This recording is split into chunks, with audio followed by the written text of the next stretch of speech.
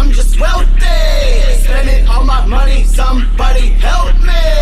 Popping big bottles, my pockets are healthy. Now my team be going green, they arms out like a selfie. Back in the day when they had much to say, but now I'm balling out of control. Been attacking my goals, know what I want, gotta have it. A bachelor smashing his rose, a bastard with rose. Cause nobody followed the style, y'all in denial. Collected a handful of ones and you call it a pile. Could sponsor $1 a mile, running laps on the beat while you running your mouth. How many thousands do I spend on shit I don't need? Money is nothing but digital greed. Me the girl at the club ever pick NFTs. Sheesh. Go ahead and pretend you've had enough of me until I pull out a rack and you come sit on the lap of luxury. Money I'd have it comfortably if it wasn't for hot girls and cold drinks. Her body language is speaking to me, but let me see what her soul thinks. Throw 100, then another, grab a stack, watch it flutter. Something like a speech impediment, how them double D's are trouble. I'm not rich, I'm just wealthy.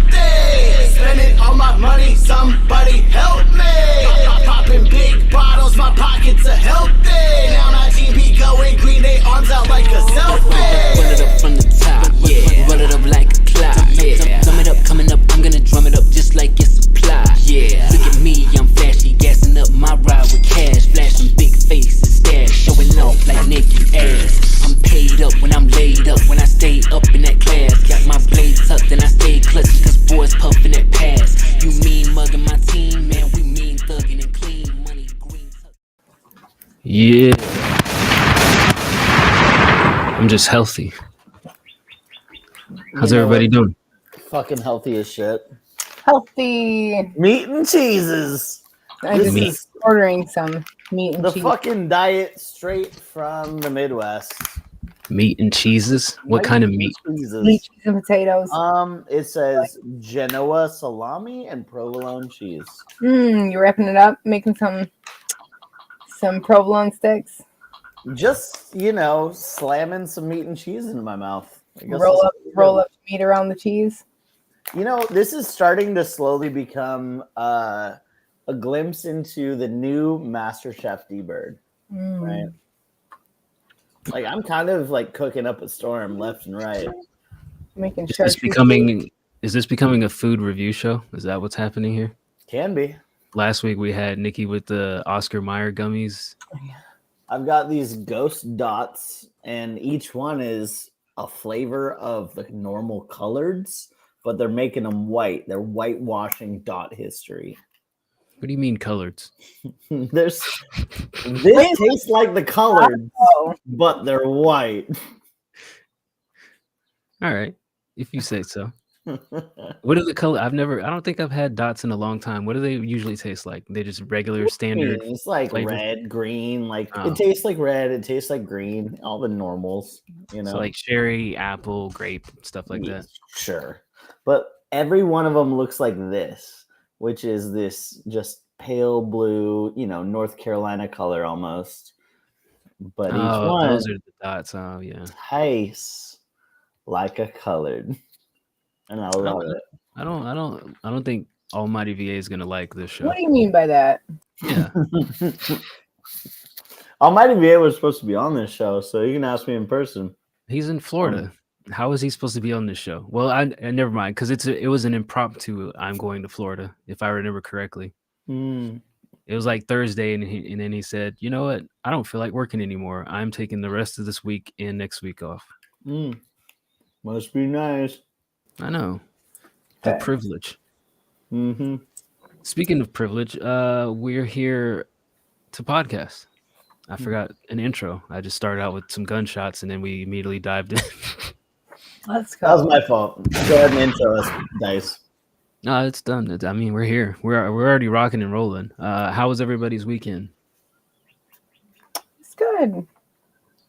Good time. I had my cousin's wedding. It was so cute. Was it a Greek wedding? No, it was outside. It was like a fall wedding. It was like pumpkin and fall themed. Shotgun wedding? Country wedding. Oh. Is a Greek wedding the one where you wear no condom and you fill her up with your yogurt? I believe so. Right, Nikki? I don't know. Have you ever had a Greek wedding? I don't think so. From what it sounds like. I'm pretty sure So that's a Greek wedding. A Roman wedding is where, you go, they play Shout on the dance floor, and then 27 of your best friends come and stab you in the back. Oh yeah, classic. I thought a Roman wedding was when you all go into the same bathroom at the same time and you just sit next to each other and hold hands. I thought it had to do with Roman candles, but What's Oh, a that's Roman a- candle? for the wedding cake. Only Shoot. Aubrey Plaza would love that. Hmm? How was the wedding though? Was it fun? You've been Yeah, to it was fun. several weddings this year. Is it marriage year for your family? No, it's actually weddings have slowed down for me quite a bit, surprisingly. There was one summer that I had weddings, like, gosh, I had like 6. Crazy. You people must be rich. I just know it's expensive being a guest, but Try going like further than your fucking backyard podunk shotgun forest wedding. Your little elf wedding. I've Everyone's wearing elf fucking shit. what? Yeah, you guys went to Mordor, you dropped the ring in a lava and then said, "Go fetch, bitch wife." And you told me all about this. The Mordor wedding? The Mordor wedding? Yeah, like how you guys had to like crawl through the forest, dodge a bunch of like skeletons on horseback. Oh, we went down the rabbit hole? Yeah. You went into a rabbit hole for a wedding? Was a secret entrance. For a wedding? Yeah. You had to crawl on like hands and knees to get in? To be quiet about it. What? I don't fucking know what he's talking about. I was trying so hard. I can't keep it going. I'm sorry. You can't question me, Dice. I mean, I wasn't ruling it out because I've heard some weird things from my Caucasian friends, but at the same time, it did sound a little bit out there. That was very out there. Is this how you refer to us, your Caucasian friends? Yeah, Is that who absolutely. we are? Caucasian friends. Classify y'all. Otherwise, if I get pulled over and and they say, well, do you got anybody who can give you an alibi? And I call Almighty VA, I'll just end up in jail. He's got to call a Caucasian friend. Everybody needs a hold on. Caucasian friend. Yeah, it's like, hold on, officer. Let me call my Caucasian friend and he can vouch for me. Called Bird right up. Speaking of Caucasians, Rogue Jepson is probably king of the Caucasians because not only does he have like the god of rap himself, Eminem's hair color, but he also has Eminem's ability to rhyme words nobody cares to be rhymed. So that's my compliment for him. Beautiful. I feel like that's more of a Ray Stans compliment than a Rogue Jepson compliment. Well, no, so Ray Stans will be like, Methuselah, Bamboozler. And Rogue Jepson will be like, And like, I don't know if he's saying words or just like harmonizing, but those are bars. Those are fucking bars. All right, I'll take your word for it. Bird, how was your weekend?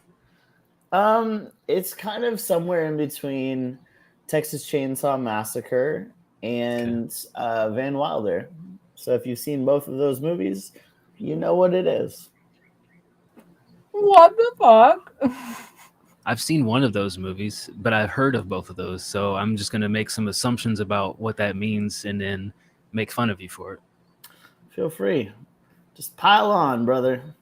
Because as far as I'm concerned, Van Wilder sounds very Caucasian. And then Texas Chainsaw Massacre, people die. So I'm assuming that you killed some Caucasians. Let me put it this way. I went to an amateur, like, teenage hockey game. This is like the feeder team for all the professionals, right? So they're like between, I don't know, 16 and 20 or something. Like it's the feeder team for like professional hockey. Went to a hockey game. It was fun as fuck. I got super allegedly drunk and paid $14 for rum and cokes. And before you know it, I'm $1,000 in the hole. And I am now playing goalie for the Portland Winterhawks. It was so fun. Did you stop any goals?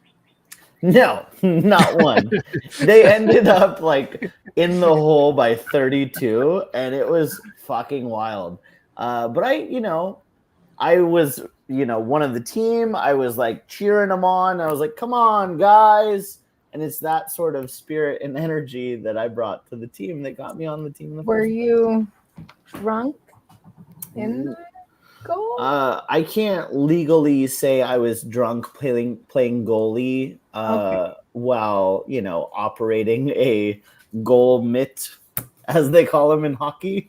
So you would never do that. I definitely understand that. But that's really cool. Thanks. Yeah, it was nice to get out there on the ice with my brothers again. Your brothers. With your brethren. Yeah, and this is like Hulk Hogan brothers, right? They're my brothers. Hey, brother. like racist Hulk, or just like regular Hulk? No, but this is Hulk Hogan before we knew he was a racist who did sex tapes with his daughter's friends. This is like Gotcha. 80s All-American Hulk, like, yeah, come on, brother. Yeah. Just trying to confirm which brother you're actually using there in that Hulk Hogan cinematic universe. I would say I'm speaking to all brothers, but unfortunately, the feeder team hockey teams were very non-diverse. We'll put it that way. I need more black hockey players. So, Dice, this is on you. I don't know if I want to play hockey. Why I'll put is it that? like that. Well, because I'll be fighting. Somebody charges me up. It's an excuse for me to just go back and fight them. Yes. You'd be perfect for it. You love fighting. I don't love fighting. You love fighting with us with your dumb questions. It's different. Some mental sparring keeps me sharp. I don't know what's going on in the chat, and I'm not sure if those questions are all for Psycho Parasite or for us. So I'm just going to let Psycho Parasite answer the chat questions. I mean, I'm kind of trying to understand what. I wouldn't try to understand any of it, to be honest with you. It comes out of you and giggles. I don't know. You're the one that was diagnosed with the giddiness. You should know. Yeah, you should know better than anybody. Oh, they are for us. Okay, well. So if you giggle, how many birds does it take if a cat ate the color blue? 3. How did you come to that conclusion so fast? I made it up. The first number that popped in my head was my intuition.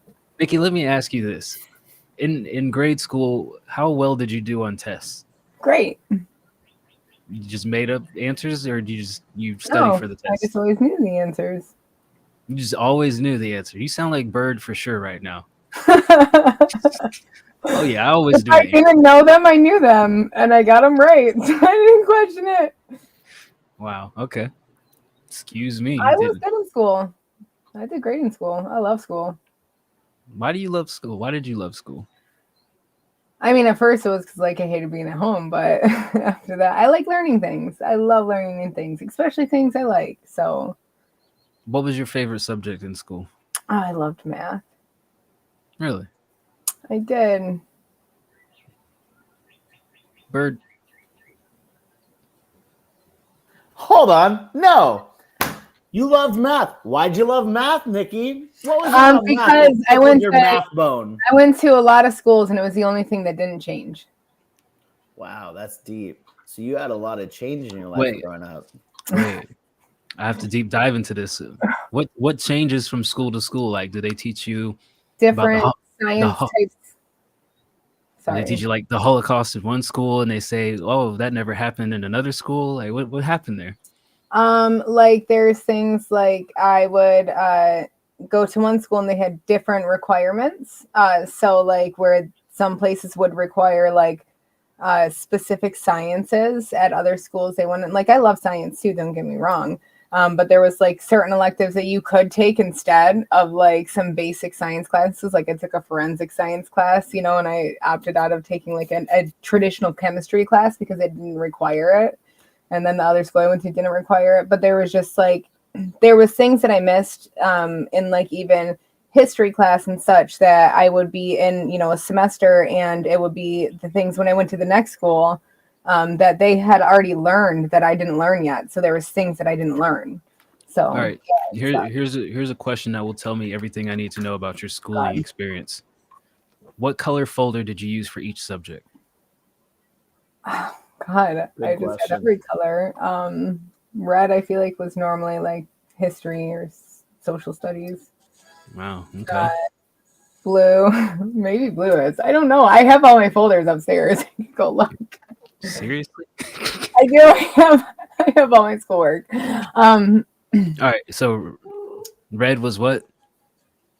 I believe it was like history. Red is history. What was blue? Normally, like green is normally like a language class. Normally my Spanish. Blue was science. Yellow. Yellow, English. Wow, these colors are drastically different from everything that we did in the South. I'm not What? gonna lie. I think these are all the same colors I had. Purple is normally like elective, you know, like art or something. Maybe it's a Yankee thing. Maybe you Yanks up there just do colors differently. Yeah, but I'm not like a Michigan Yank. I'm like a West Coast Yank. What's the difference between a Michigan Yank and a West Coast Yank? Oh, because I crank yank and dank it, baby. She's just like, oh, let me apologize while I ice fish on your frozen lake. More. That's your type of yank, you fuck. Oh, that seemed personal, Bird. Something you need to talk to Nikki about. Yeah, I'm sick of all your ice fishing stories. No more ice fishing stories from you. Nikki, when was the last time you went ice fishing? It's probably like 10 years.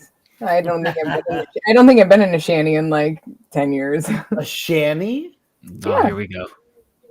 What's a shanty? Shanty. An ice shanty. It's the like ice shed, the ice shack. You Like, literally built The an fact that ice. you know these things. You put, how else do you stay warm on the ice? What do you mean? You heat it. You get off You of the heat your ice ice shanty. and you go into a cabin and you turn on your electricity. That's like you're this proving is my point with this is each like thing out you on the ice. Like you bring your shanty out onto the ice and set up an ice shanty so you can fish and cut your hole. Like What do you cut your hole with? auger. You have an auger? I don't. My uncle does. I haven't been freaking ice fishing in so long. Don't start asking about ice fishing. I mean, the audience needs to know in case we end up on the middle of a frozen tundra and we Well, need to you get some fish. should have a shanty. So if you like have like anything to make a shanty, like use your tarp. How do you make a shanty? Normally Give me- with wood. Give me like a high level 4-step shanty creation process. It's like building your studio. So you need thousands of dollars. No. Well, yeah. But it's like a tent for the ice. So you could literally just make a normal one. Make sure that it's obviously is sturdy and you can make sure it stays. I don't All right. know high level overview. I never built my own shanty. You've never built your. Who builds it usually? Well, who built it the last time? Normally you can buy them pre-built or they're like pop-up or people just have shanties that I've ice fished with. Did you ever go out in the woods and there's like a shanty already there and you just use that one? Out on the ice? No. Yeah. Are you talking about like a deer blind? No, not a deer blind. Of course, God. Like, I'm in not the that middle of the crazy. woods, like, I mean, I'm talking like fishing, like out in the open. Like, it's not like a, So first I was making a joke about how you talk about this all the time and how I hate it. Now you're actually talking about sorry. it and I do hate it. I'm I sorry. hate it. Guys, stop making D-Bird hate me. Dice, Oh, you stop made me making me hate Nikki. This is Stop. your fault, Dice. I told you this is like Say something mental- else. This is like mental war for me. Jesus Christ. This Say is- anything yeah. else. So this past week we had some homework, Bird and I. We did a cultural exchange, if you will. Is it really a cultural exchange? I don't Well, know. I feel like everyone's seen Forgetting Sarah Marshall except for you. So I was like, yeah, be a part of our culture. I don't feel like that's the case. But sure, whatever. We did a cultural exchange of I watched a movie and Bird watched 3 episodes of Seinfeld. I don't know where this will lead, but it happened. And I'm pretty sure both of us have some regrets. And maybe some of us learned something. Why don't you start? Tell me about your experience with Forgetting Sarah Marshall. So there were some funny parts on it. My first thing that I want to say is I hate you for having me watch a romance comedy. First I'm and foremost. sorry. Sad Boy Summer just can't extend into winter. It has nothing to do with Sad Boy Summer. It's like I don't want to watch a romance flick. Nothing against romance flicks, but and also the other thing is, how dare you make me watch a movie where within the first 10 minutes, Schlong is all hanging out. Make you watch. I mean, here's the thing. Everyone's seen this movie, and it's hilarious. Nikki, you've seen this movie, right? Forgetting Sarah Marshall? What are your thoughts? I love Forgetting Sarah Marshall. It is hilarious. Out of all of the movies I've seen, which is not that many, it is one of my tops. It's a great movie. It's like, it's a classic, like 50 First Dates. I like 50 First Dates too. I like that movie too. It's just one of those. It's one of those classic ones. And like, I wouldn't call this. I don't know. After watching it, I don't know that it was necessarily a classic. I wouldn't put it. I wouldn't. There's love involved in the storyline doesn't make it a rom-com. Yeah, it definitely is a rom-com. It's Oh, about, is Superbad a rom-com because they wanted to get laid before they got to college? Oh, that's Super, great in itself. Superbad is a whole nother level of awesome than this, because Superbad has nothing to do with romance. Superbad is just a bunch of foolishness. I mean, this is sort of foolishness as well. Plus, it's like, he meets a girl. That's it. But it's entirely based around, oh, your girl broke up with you. Oh, you go on vacation, get away from her. Oh, the girl's there. Oh, I'll hook up with the reception. It's purely romance with comedy sprinkled in between it. It's purely comedy with a romance underline. That's what it is. It's like literally just like situation after one-liner after situation. It's just all goofiness. Like when he fucking meets Paul Rudd. Like, well, yeah. You guys Paul Rudd's surf. Paul Rudd's always funny. The other thing, not so sure. You know, I'm okay with separating the art from the artist, but then seeing Russell Brand there, it's kind of cringe after he's been on trial for sexual assault lately, and then he even says that in the middle of the movie. He's like, "Oh yeah, if another chick comes along, I have the right to bang them too." Like, oh man, too personal here. You know what's funny is I thought about that as well. I think it was either on or I had like some time to waste before I was going to do a thing. And I put I watched as much as I could. I got like an hour into it. And I forgot about all those Russell Brand lines. And you're right. I noticed that as well. I was like, oh shit. Yeah, a little too on the nose, if you will have. But okay, you know, I can separate the art from the artist, even though it seems pretty in line with his actual life. And he's a weird guy. I don't know how that hairstyle. Oh, Russell Brand. I love Russell Brand.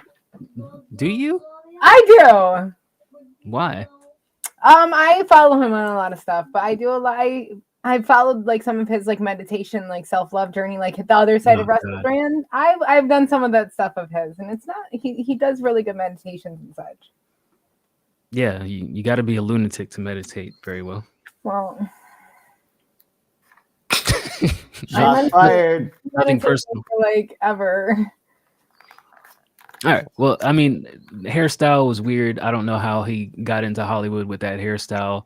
Just a comb over, tucked behind the ear. Weird. Movie, pretty mid for me. I would give it a 6 5.5 out of 10. Interesting. Okay. Mid movie. Mid I mean, movie. I'm not I'm going to not say 10 out of 10, but it's one of those that everyone's seen. I'd probably give it an 8. an 8. Where do you give? Yeah. Where do you rank Superbad? 10. You got That's a one of my weird- favorite. That's one of my favorite comedy movies. You get a weird scale, bro. I mean, like, Nothing's perfect. well, I mean, you gotta have some 10s, otherwise there is no scale, right? No, it's Could like I it's like- have argued for some better things or some changes in Superbad? Sure, but 10 is like that's one of my favorite movies, so it has to be 10. Forgetting Sarah Marshall isn't one of my favorite comedy movies, but it's one I think is worth watching. So I would give it a solid B and say, yeah, I enjoy it and I would watch it again to this day. I don't know. It's like the 2K ratings for me, right? Like nobody's ever going to be 100, but you might have some 99, 98s. Like nobody's perfect. Well, we're not doing fucking, point systems where it's like, well, 9.5, right? Yeah, like we are. I 5.5. No, get the fuck out of here. No, get out of here. It's like my rating system is very simple. It's like, is this one of my favorite movies? If yes, 10. Because you have to have something to come down from, right? I guess You're saying there's no movie on your list that's 10. there's no perfect movie for me. No, not a 10. Not a 10 out So of then 10. your rating system only goes up to 9. So okay, where do you? Okay, Superbad is a 10. Where's Hangover? Crazy. Where's Hangover for you? Because I would put Hangover over this too. Hangover would have been a 9. It was a 9 or a 10 when it came out. And I watched it again. It's probably like a 7. It's under this, Yeah. Forgetting Sarah Marshall. Yeah. Wow. Okay. Because you watch it again, you're like, all the funny parts, all of the favorite parts are like, kind of overdone to death. And that's the problem, right? Same thing happened with Austin Powers when I was 13. It's like all of the funny parts people quote, and then they stop becoming funny because you're like, oh, I've seen Steve from The Office do this bit 20 times in the last week. Before you know it, no more of the funny pieces have been untainted, and you're just left with a normal movie. But I think that was my biggest drawback to Forgetting Sarah Marshall is because it was a romance comedy. The plot was pretty much predictable. It's like, oh, he's gonna go on vacation. Oh, she's gonna be there. Oh, they're gonna end up in even though they put him in a different suite. Like, oh, at some point he's gonna end up in the room right next to her, and of course he does. It's like everything was too cliche for me. It's like you say about like when people on the review show that everything is too predictable. The movie plot was so predictable for me that's why it kind of was like mid for me. Big brain dice over here. I'm just a predictor of movies. Fuck out of here. I mean, yeah, it's not about the fucking like will they, won't they. This isn't a will they end up together. It's a Of course not. That's not the plot. It's not the destination, it's the journey. Yeah, the journey was mid. Fun journey. 5.5 out of 10. Of here. No, when he's banging that girl and she's like, hi. I was like, yeah. Being single's the worst. Yeah. I feel like you love this movie because it mirrors a point in your life where you lived through each one of those scenes. I feel like this movie is very relatable on a lot of levels, and All right, I love the. You answered enough for me one-liners. to just nod my head at this point. I like the one-liners. I think there's funny lines. All right, all right. Nikki, what would you give Forgetting Sarah Marshall out of 10? 9. Really, you guys are shocking me today. Because out of all the comedies that I watched repeatedly, there's only a couple movies that I've ever watched repeatedly. You would probably laugh at the list. Give me a few. Soul Plane. Soul Plane is good. I watched it all summer. The Butterfly Effect.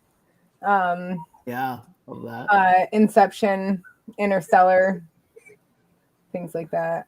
Like things that I need to watch. I don't know. I'm honestly surprised. Like this is the second time that somebody's recommended me watching a movie this past summer, and both times I've been underwhelmed. And I'm starting to close off the movie recommendations. Interstellar? I have not seen Interstellar. You have to watch Interstellar. Well, I mean, it's not Japan, it's not Korean anime, so he I'll wouldn't watch get it. it.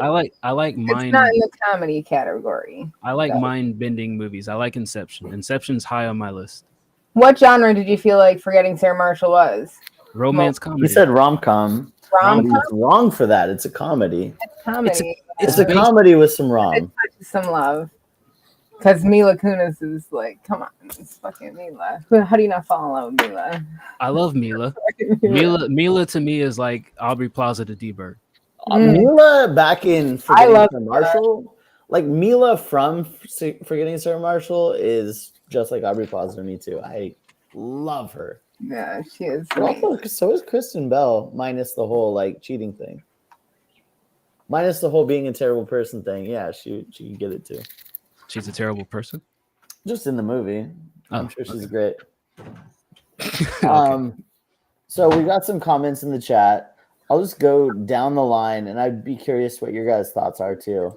Drop Dead Fred, I think that had like fucking Tom Green in it, right? Probably was funny when it came out.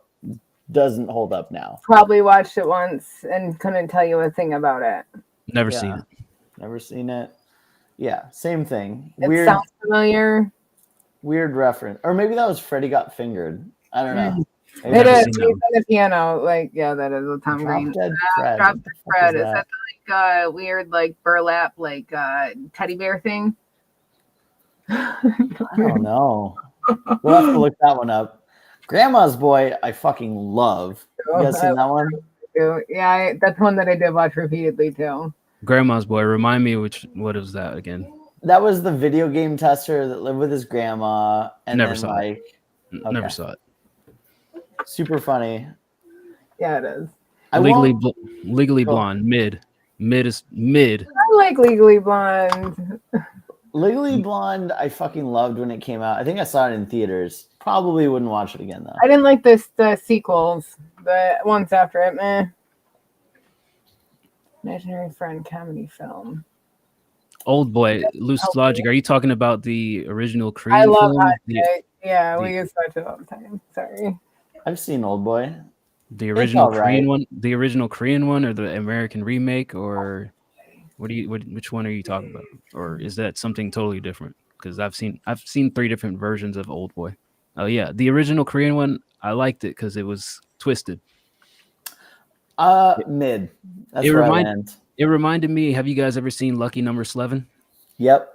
Like I that love- movie. Like that movie. You didn't like Old Boy, but you like Lucky Number 11? I liked it. I think I came in with expectations because everyone was talking it up. And you're just like, oh, you're being crazy for being crazy's sake. You know what I mean? Like, oh, yeah, you like had some weird incest stuff and like, oh, whatever. Like, I don't know. I probably enjoyed it more because I didn't hear anything about it before. I watched it like probably a year or two after it came out in Korea, so I didn't have any expectations. I just watched it, and it wasn't hyped for me, I guess. And I could see how it being hyped, and you watch it and you're like, it's whatever. Kind of like Saw. That's one you kind of have to go in with no expectations for sure. Yeah, because if you have expectations on Saw, then it becomes cliche. Oh, Smoking Latte. I'll just say this, bruh. Waiting. I tried to watch that. I loved that movie. I tried to watch it like literally a month ago or something. Unwatchable. You can't watch it. Like Ryan Reynolds' character wants to fuck a 17-year-old the whole time. It's like so problematic. There's so many bad things going on. Every single joke in the whole movie is like, oh, but if you look at his dick, then you're gay. Get it? Because you saw his dick, so you're gay. Every fucking joke is that. And I swear to God, it just doesn't hold up. It was very, very funny. I remember loving it, but it doesn't hold up. I wish it did. Grandma's Boy, yep. Ace Ventura, Edward Scissorhands, I don't care. What's Moon? Moon? I don't know. Cabin in the Woods is one of my favorite horror movies or horror comedies, if you want to say that. That's a good one too. Where do you guys fall on like the Scary Movies, Scary Movie 1 and Scary Movie 2 with the Wayans brothers. That's one where it was my favorite movie when it came out. I own it. I don't know that it would be funny anymore if I tried to watch it, but it hit me at the right perfect time, and it was one of the GOATs. Okay. What do you think? I think they're still up there. I mean, of course, culture has shifted, and there's probably some jokes in there that wouldn't age well, but I think overall the stuff like "Take My Strong Hand" and the ghost banging the chick all across the room, and then like the mockery they did of the Nike commercial where they're all like dribbling the ball. I think all that stuff is still like good comedy that you can instantly watch, and like if you were there in the moment and there in the time, it's like, oh yeah, I remember that stuff. I have fond memories of The Strong Hand, the girl getting banged by a ghost. And now, all I can think of is Kesha, because Kesha, the music recording artist, also truly believes that she got banged by a ghost. And it's like, who am I to tell her that her experiences are invalidated? What about Bridesmaids? Where do we fall on Bridesmaids? Top 10. Really? Not of all time, but I'd put it at 9 out of 10. I feel like that movie had one funny scene to me where they all had like diarrhea in the bathroom, and then outside of that, the rest of it wasn't very memorable for me. I just love the shit that they'd say, right? Like the fucking when she was in Coach and she took her like Xanax or whatever, she's like, "Help me, I'm poor." Like I say that all the time. I love that line. I say that every Wednesday when we go to the poor queue. What are thoughts on white chicks? White chicks, bro, get better. 2023, get better. Doesn't hold up. There was that period of time in Hollywood where dressing up in all the prosthetics and the makeup was a thing. We had like Eddie Murphy doing it. You had what's his name? Jim Carrey doing it. You had Sean and Marlon doing it. Martin Lawrence did it. And I hated all those movies. Like at first it was funny with like the Nutty Professor, Professor Klump, Yeah. Okay, cool. Then Martin came along with Big Mama's House, and I'm like, okay, another one. White chicks. Like I felt like all of those it was just too much. Like, okay, how many famous comedians are we going to dress up as another race or another gender? There was even Joanna Man, where like the guy he wanted to get back. It just got ridiculous, and I hate all of those movies now, decades later, looking back at it. Yeah. And 40-Year-Old Virgin, I don't think I ever really got into that one well enough to rate that one. I don't think I've watched it all the way through. That was one of the only movies I bought on Apple iTunes. I like literally for like, I don't know, $19.99 or whatever through Apple iTunes. I was like, this I want forever. And I had it on my little iPad and watched it there.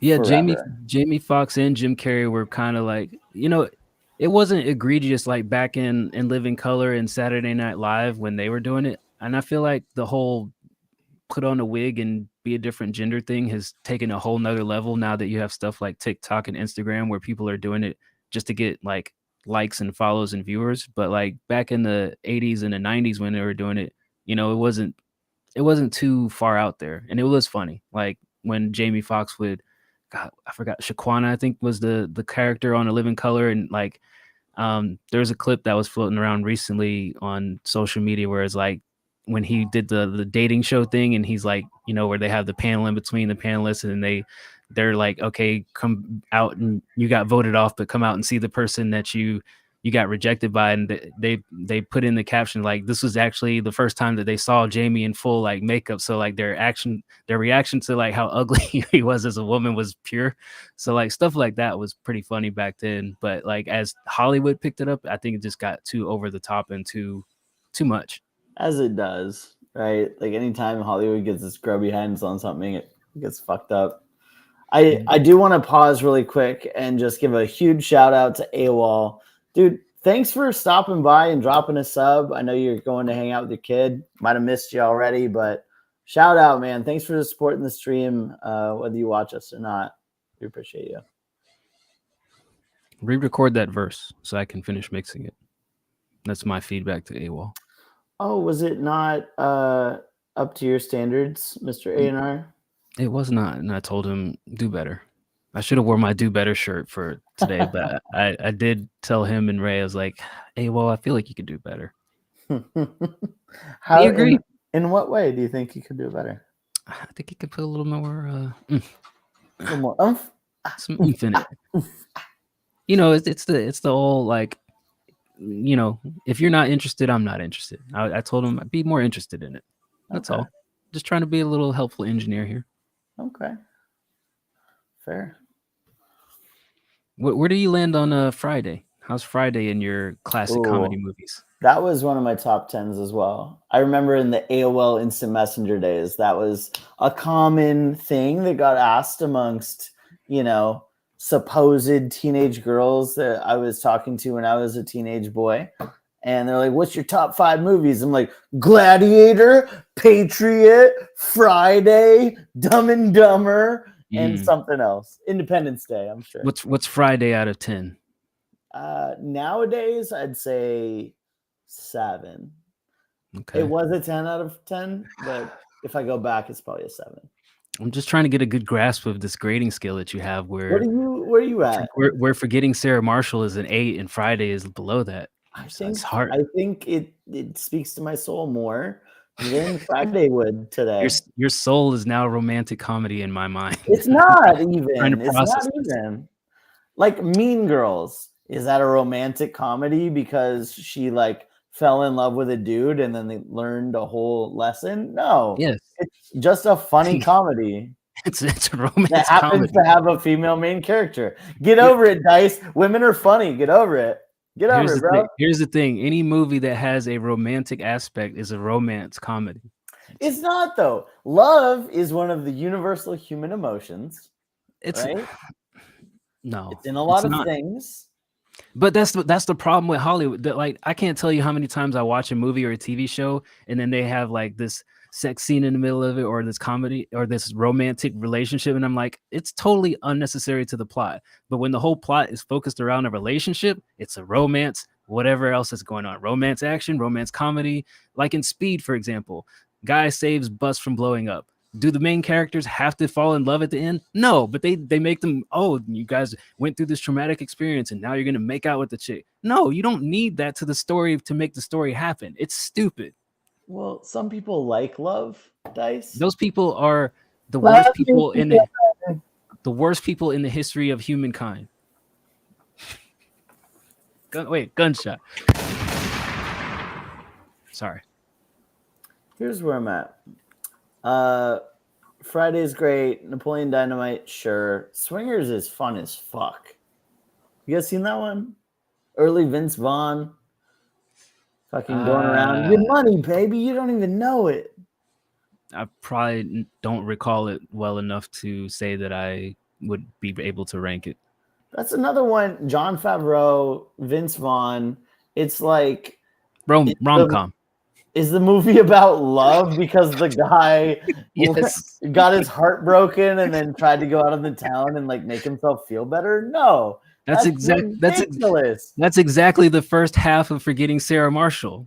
That's what I'm saying. Like, that's why it's not a rom-com. It's silly to say. You can't say, oh, the guy got his heart broken and say it's not about love.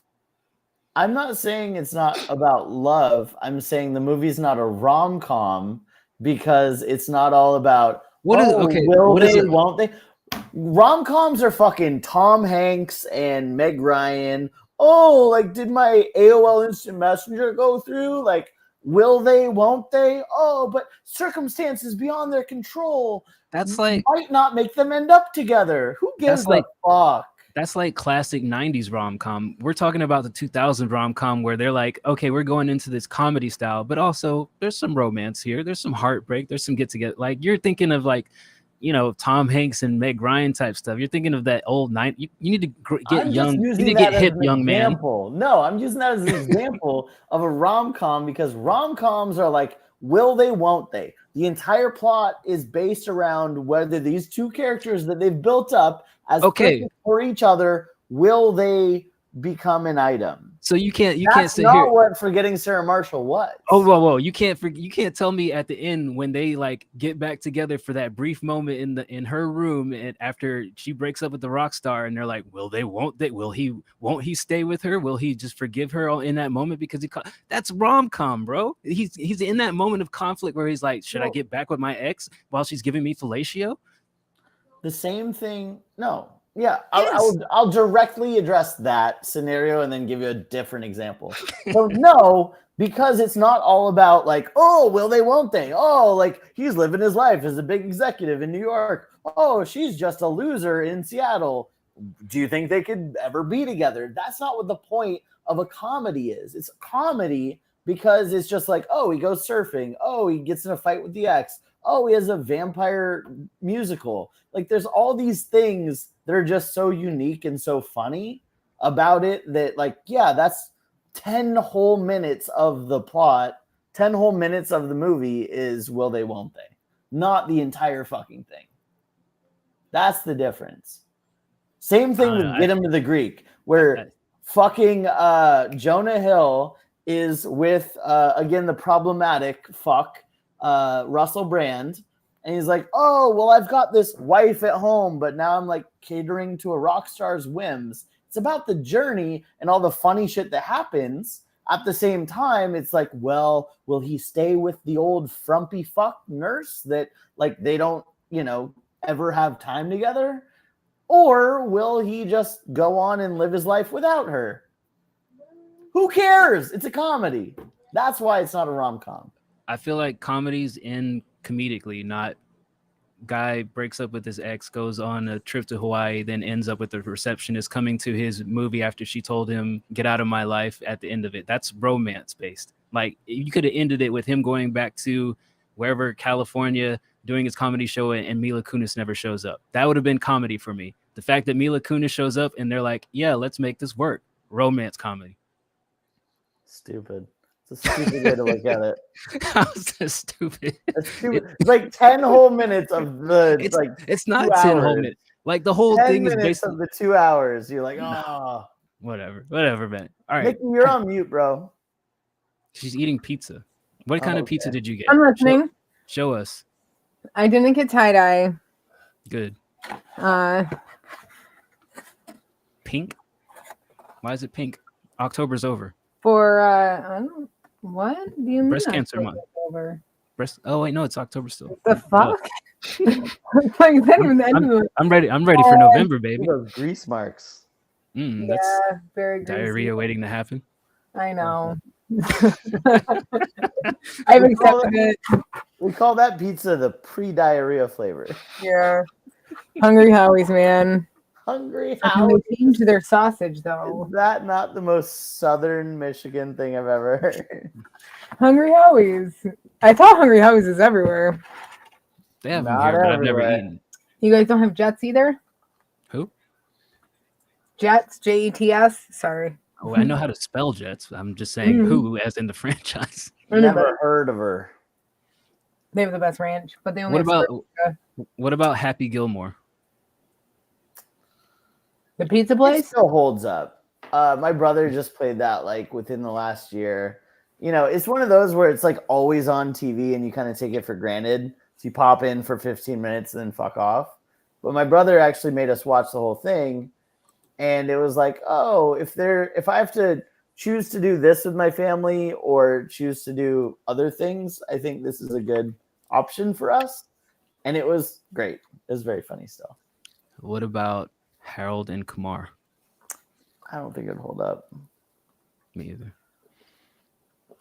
I liked it at the time, but like you can only go so far with like, I'm high. All right.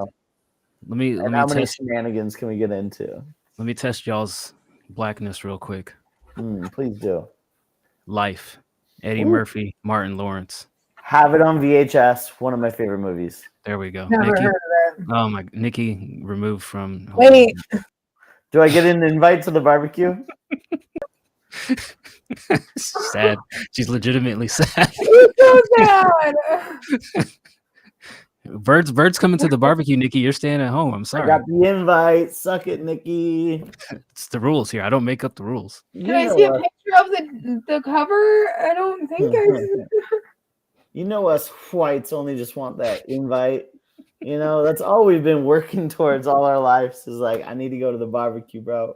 I just need that card just I so don't that have they let me in. FOMO. I don't need an invite. You'll have FOMO when you hear summertime playing and you see a bunch of people dancing with the barbecue grill out back, kids running around throwing water balloons, and then Nikki's going to be looking out the window between the curtains like, man, I wish I had one of those invites. Nikki has FOMO for everything. It's like, oh, what are you guys talking about in here? Like, oh, I literally just barfed on my lap, and like, I promise it's not that interesting. All right, last movie before we move on to Bird's thoughts on the few Seinfeld episodes. Yeah, Step Brothers.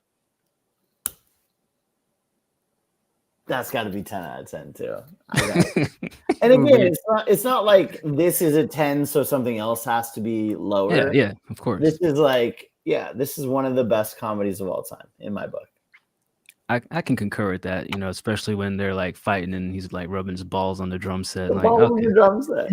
okay, like I can see that actually happening between two brothers who are really at war with each other. Like, oh, you think that? Okay, here's some nuts on your drums, buddy. Yeah.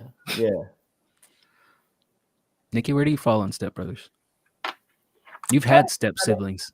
You should relate to this movie. I like Step Brothers. It's a good movie. It's like probably an 8 for me. Okay. Yeah. I rock with it. Maybe 9.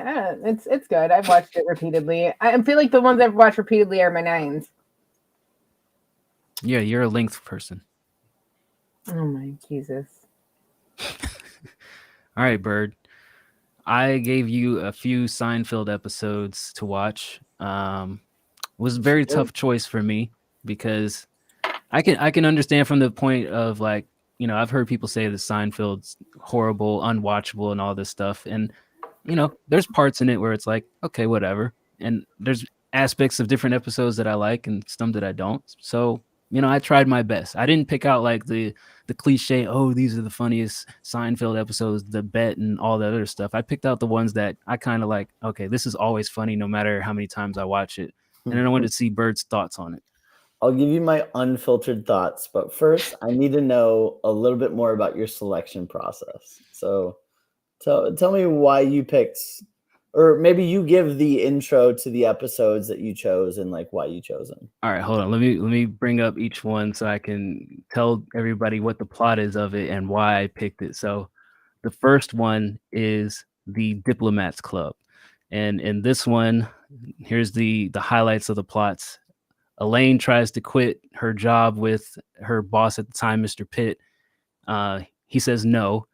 He ends up going to a pharmacy and then he needs to get some prescriptions. Jerry ends up being there and he says, oh, you can use these. Mr. Pitt almost dies. And then it looks like Elaine is, you know, plotting his assassination. Jerry has this forgettable thing where he goes to the airport and, you know, Kramer ends up betting and they bet the Son of Sam's mailbag. Didn't really care for that plot. Whatever. The thing that really caught me on this episode was George's plot, where like people thought George had like racial bias. So he spends like the whole episode trying to prove like I have black friends and like trying to get his black friends in these situations where people observe him with black people. Like Nikki when she has FOMO and she's looking out the window, she's like, well, I got Dice, you know, let me call Dice. And that's what really caught my attention on this is the George episode. I thought that was the secretary. No, that was this one. He tries befriending black people that he's met in the past, and he gets the exterminator to Yeah. So let me go through bit by bit. So for me, the Elaine part where like you have this old man who through a series of insane coincidences ends up sick because Jerry Seinfeld just looked like a worker and this idiot was like, oh, I'm going to ask fucking random questions to you because you have a white shirt and a tie on.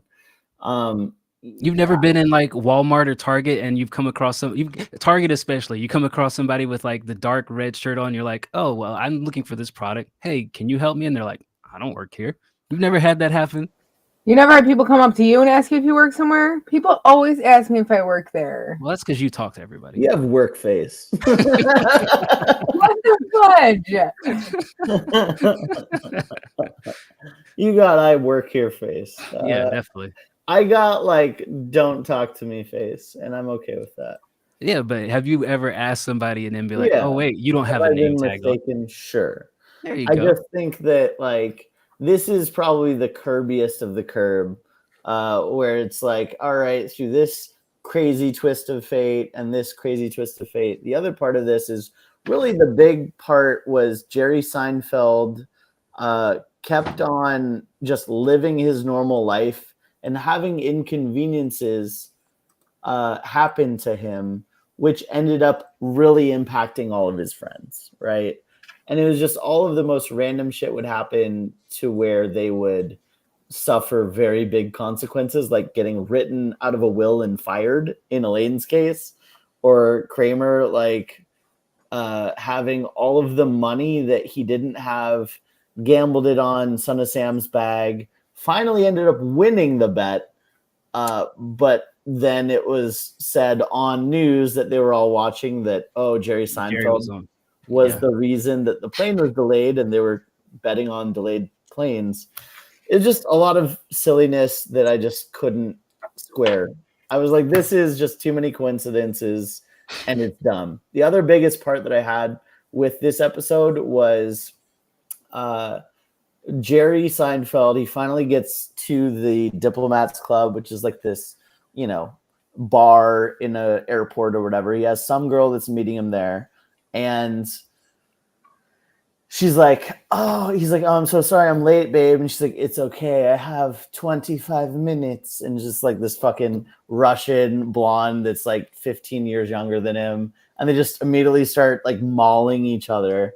And then out of the window of the terminal the pilot is the pilot that he pissed off from earlier, looking at him and just instead of taxiing the plane, he just stops, stares, and then Jerry's like, no! And that's how it ends. It's like, no, I can't make out with this girl while you're staring at me instead of flying people.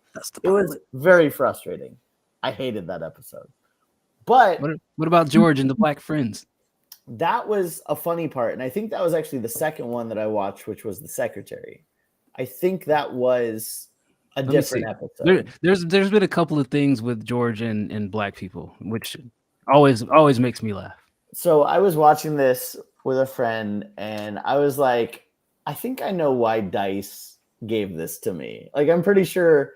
So whether it's The Secretary or the Diplomats Club, I was like, oh, this is why he suggested this episode, because that bit was actually funny. When he was like, oh, I've got a black friend, for sure. He's trying to impress his black boss and just being just the most terrible, offensive, stereotypical white guy that says, I've got black friends. It's that. Yeah, that was the Diplomats Club. See, you get it. You're like, okay, this is why Dice picked this one. Everything else in that episode, forgettable. The little, Mr. Pitt dying, okay, I can rock with it. But George trying to bring out every black card in the world, like, I got this one. What about this one? What about this one? I've got an experiment. Yeah, when he was trying to go to his neighbor's house, and like the guy's like, do I know you? And he's like, yeah, we watched that movie. I've got some popcorn. I've got this movie.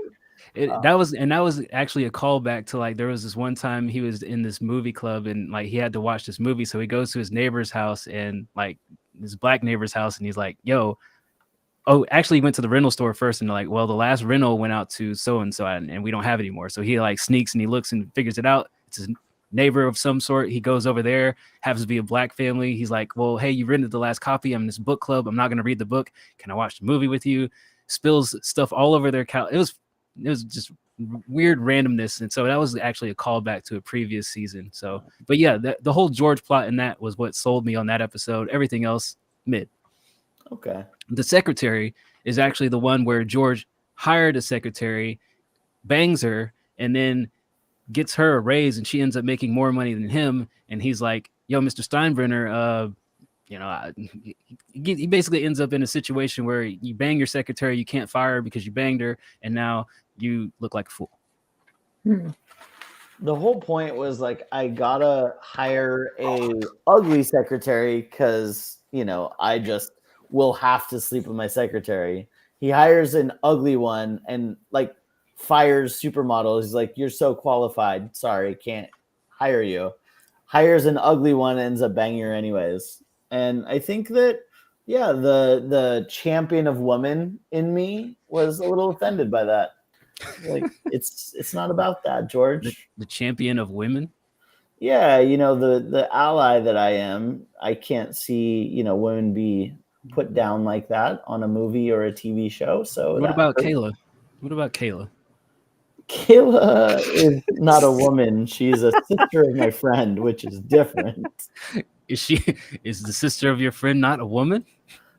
Well, back then she was just a sister of my friend, and we were all teenagers, so that's different. All right. The other part of this plot was the dress that Elaine got at Barney's, and then Kramer gets a suit. Jerry has this comedian friend Banya who wants to buy the suit. Kramer sells it to him and ends up naked in a dressing room. That part was kind of whatever for me. But the whole George is really my favorite character out of it. I relate to George very much. So that was my highlight. It was George hiring a secretary and ending up in a what did Jada Pinkett Smith call it? An entanglement. I will say that there was a line when Elaine was so mad about her dress. She came home and there's like these diamond-shaped holes all through it. It looked fucking terrible. And she was mad that the mirrors were like thinning mirrors or whatever. And Jerry and George said that, yeah, it looks like your arm looks like something hanging from a kosher deli. And that made me laugh. Nikki, have you ever bought a dress from somewhere and then you get home and try it out and it doesn't fit the way that it looked in the store? Oh yeah, half of the dresses that I never returned. Never returned? I don't ever do returns. I try to remember, but like I have a plaid skirt I bought that I meant to return like 6 months ago. I probably can't return it now. It's sitting there, so I gotta lose like 30 pounds fitting. You can get store credit. Maybe. I don't know. I have a whole bunch of returns in like a bin. Why? I just don't know how to do it. And then I forget. Do you not do it because you don't want the conflict of them asking why are you returning it, or you just are too busy because your mind has moved on to something else? Second, too busy. Mine's on something else. And then I see it, and then I'm like, oh, fuck. And then I'm like, I'll return the next time. And then I move it into like my car. I have a sports bra that's been in my car for like 6 months. Well, no, since I got the car. So it came from my other car, though. So transferred into that one when I switched cars.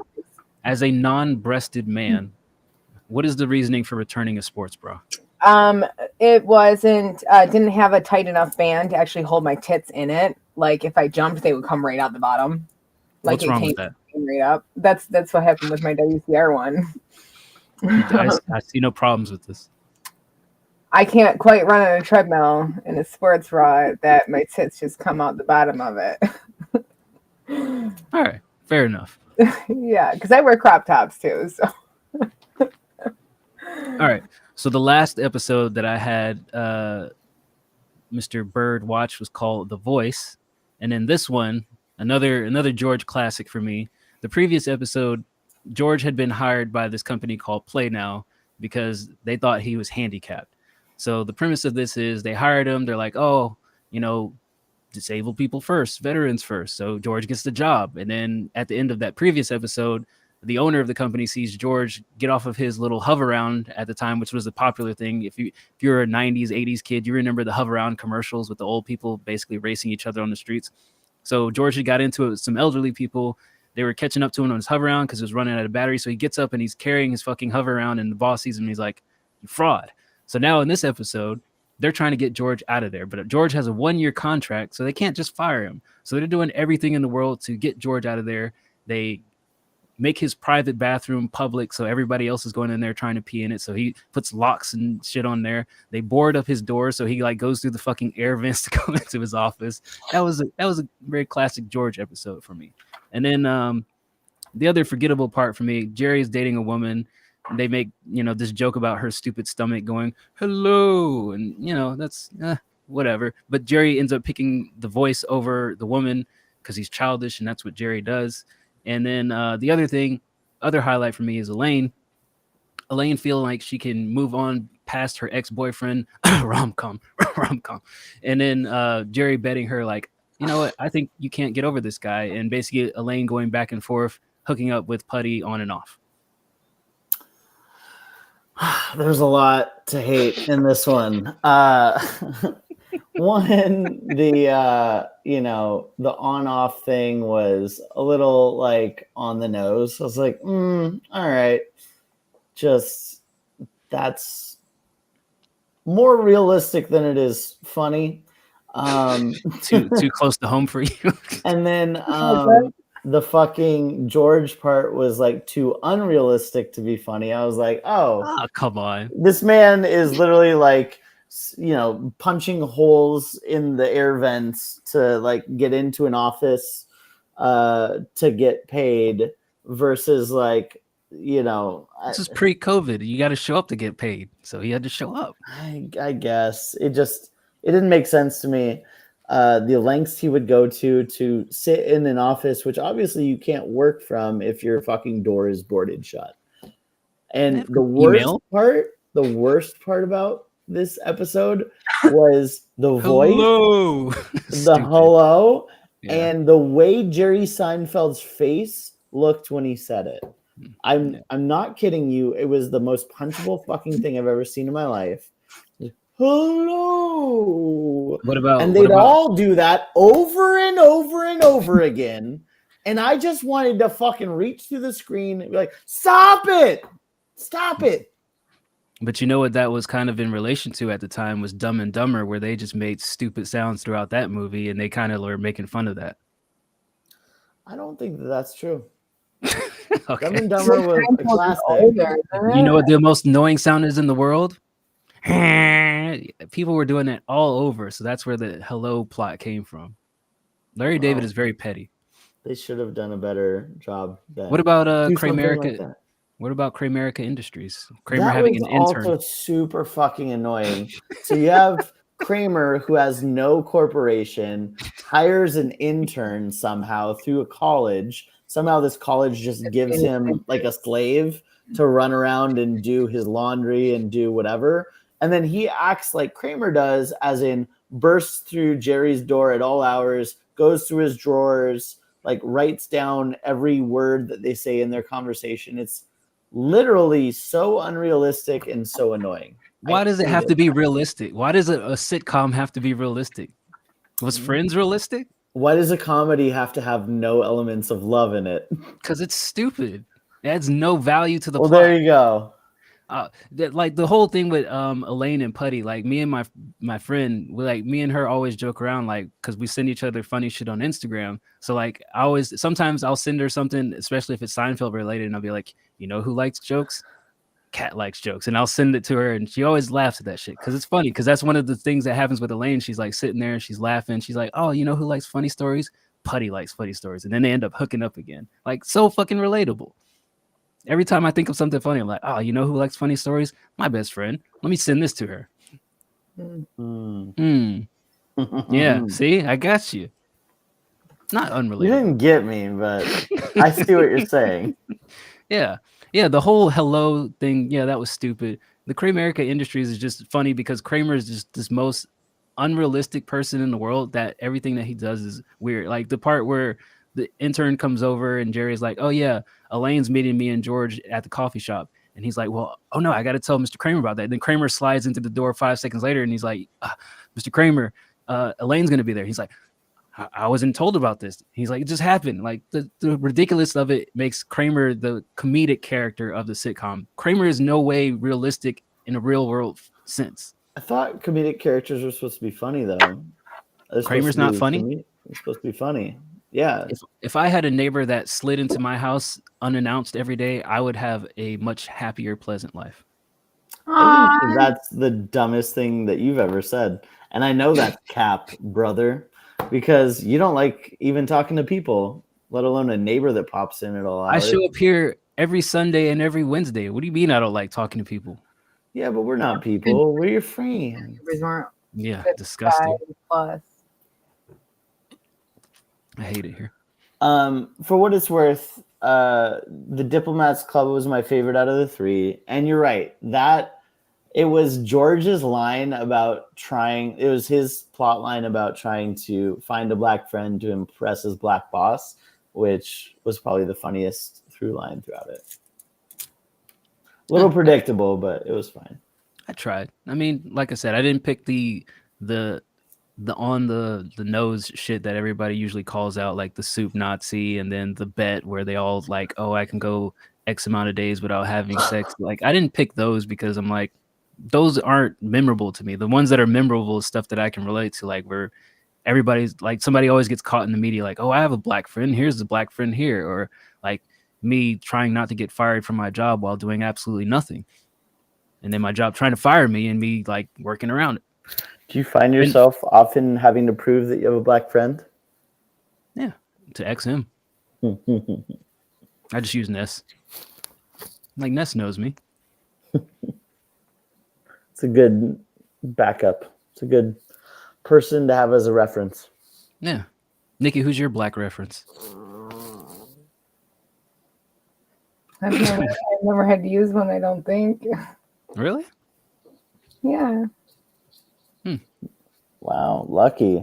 Yeah. People call me out all the time. Luckily, I've got this little guy. How'd you get in here, man? Nikki, what else do we need to coordinate on? What did you do this weekend other than the wedding? What movies and TVs get you going? I know you don't watch movies, and I guess you don't watch TV either. The hell do you do? Like rocks, look at the stars. Basically, stars, sun, rocks, nature. How's your sunrise journey? I think you have a spot that you go to every morning at like 4 a.m. or something.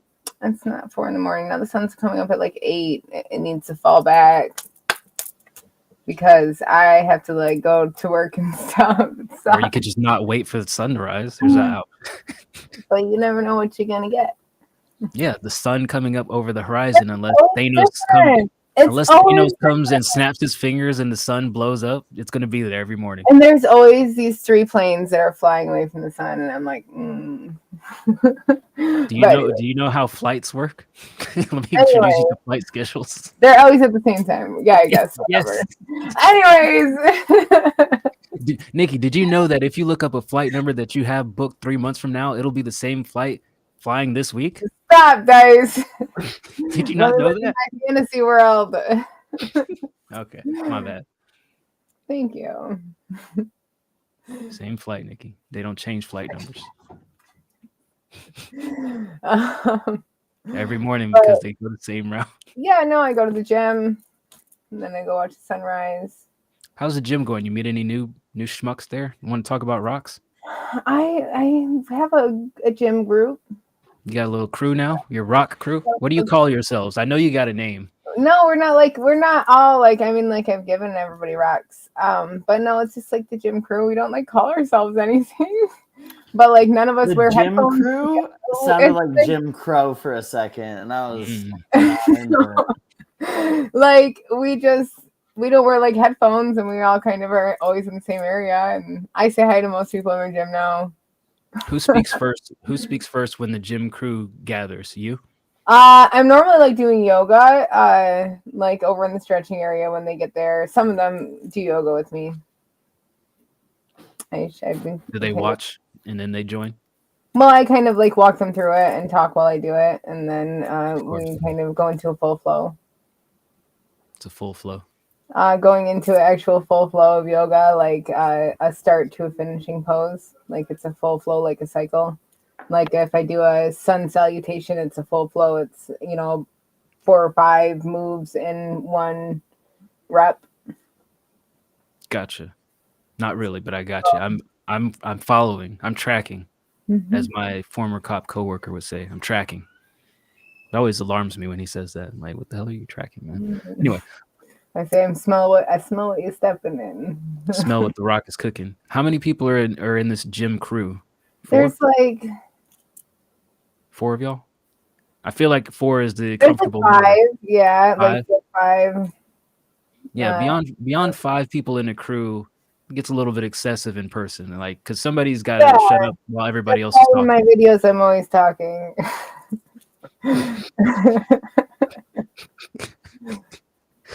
When do you not talk? When I sleep, I think. I feel like you talk in your sleep. Did you used to talk in your sleep? I don't think so. I feel like I don't. I feel like you do. Bird, do you talk in your sleep? You see me sleep. I am a huge talker in my sleep. Yeah, I'll spit bars in my sleep, baby. No, that's too much. Mm. I would. I've literally written down raps that I've dreamed, and I've used them recording because I'm just that dope. Some of my songs are from dreams, but I don't know if I sing them in my sleep. This is a very weird experience for me. I would say most of the time people just say I mumble, like I'm just mumbling gibberish. There are times though where it's like actual words, and I feel like people don't tell me exactly what I say because it's like problematic. Like relationship damaging, and they're like, we'll just pretend My ex talked in his sleep before, and we got into a fight. I'm like, excuse me? I wish this bitch would roll They're over. like, you like it. It was funny because it was actually about hockey. Oh, okay. It was, you like Sidney Crosby. What's wrong with Sidney Crosby? What the fuck are you dreaming about? I'm like, I like Sidney Crosby. Crosby. He's like the second coming of Mario Lemieux. Hmm. Who's the second coming of Wayne Gretzky Hmm. or Bobby Orr. Depends. Are you old or semi-old? You didn't think I knew hockey players, did you, bro? You didn't think I was down with the hockey puck, did you? You didn't think I knew Bobby Orr. I assume nothing, and I support your interests. Don't make fun of me. I would never. I mean, somebody who's never seen Forgetting Sarah Marshall, sure, I'll make fun of him. But Mid movie, you've mid seen it now. trash. I'm Well, almost whatever. ready to call it Seinfeld is trash. fucking trash, bro. Seinfeld, super trash. The Diplomats Club, I would say was mid. Both of the other ones were trash, and I hate them. Whatever. I hate it here. What just happened, Nikki? Nothing. No, not Just gonna do snort a what, pepperoni. what happened. What? Tell us what happened. What did you do? You reached behind yourself. You tried to do something. Something I went grabbed horribly. what was left of the pizza, and all the cheese came off and smacked into my face and fell on my desk. So yeah. Yeah, that's true. Psycho Parasite has a great point in the chat. Nightmare on Elm Street, Freddy famously got burnt to death by the residents of Elm Street because he was fucking all their kids. So I guess in a way it's like a little bit of a love story that like he loved them little kitties and then came back to murder people in their dreams because he couldn't fuck their kids anymore. I've never seen Twilight. I love Twilight. Team Jacob or other guy? Or other guy. Jacob. Which was Now- Jacob? Jacob was a werewolf, right? What was the other guy's name? Skinny schmuck. Robert Um, Pattinson. I mean, not his real name. Edward. Edward. Mm. I remember Twilight. I haven't seen any of the movies. Obviously, I haven't read any of the books because I'm a dude. But there was a time in like, I don't know, let's call it 2010, 2011, when Twilight New Moon just came out. It was in theaters. I was at my aunt's house who lived kind of close to this girl I had just started dating in college. And we were both home for the summer. or rather the winter, I remember we had a brief window of like 3 hours, 4 hours before I went home further away. So it was like, hey, do you want to meet up and watch a movie? And the only movie that was available for watching was Twilight New Moon. So we saw Twilight New Moon, Twilight 2 in theaters. It's the only one that would work for the time. I was looking around with my jaw down like, y'all fucking like this? Like, I was laughing out loud, audibly, loudly, and people were on the edge of their seats like, Is there dead is there ass any- serious. is there anybody in there feverishly masturbating at the awesomeness of the movie? No, but there was a bunch of chicks, including the girl that I was seeing, that were like dead serious about it and like kept shushing me because I'd be laughing at how ridiculous all of it was. The effects were garbage. The dialogue was trash. Like none of it made sense. It is a bad movie. It's a bad movie, period. Hard stop. Is it? And Is I it? was laughing at how bad it was, and people were like, shh, she's about to kiss him. Like, Is okay, it bad? dude. Is it bad because Kristen Stewart, or is it bad because of the plot? All of it. It's bad because the effects, like the transformations into the werewolves, into the whatever garbage. The fight scenes are like, you know, great sleep aids. Put me to fucking sleep.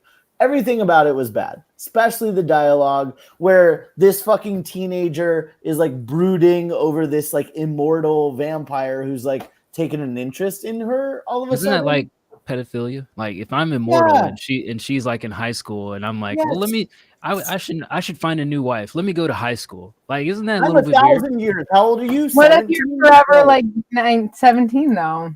But You're he's not forever 17. If Yeah. you're forever look 17, you're still forever a million years old. Yeah, Yeah. yeah. Right. There's fucking 40-year-olds with progeria that look like they're 6.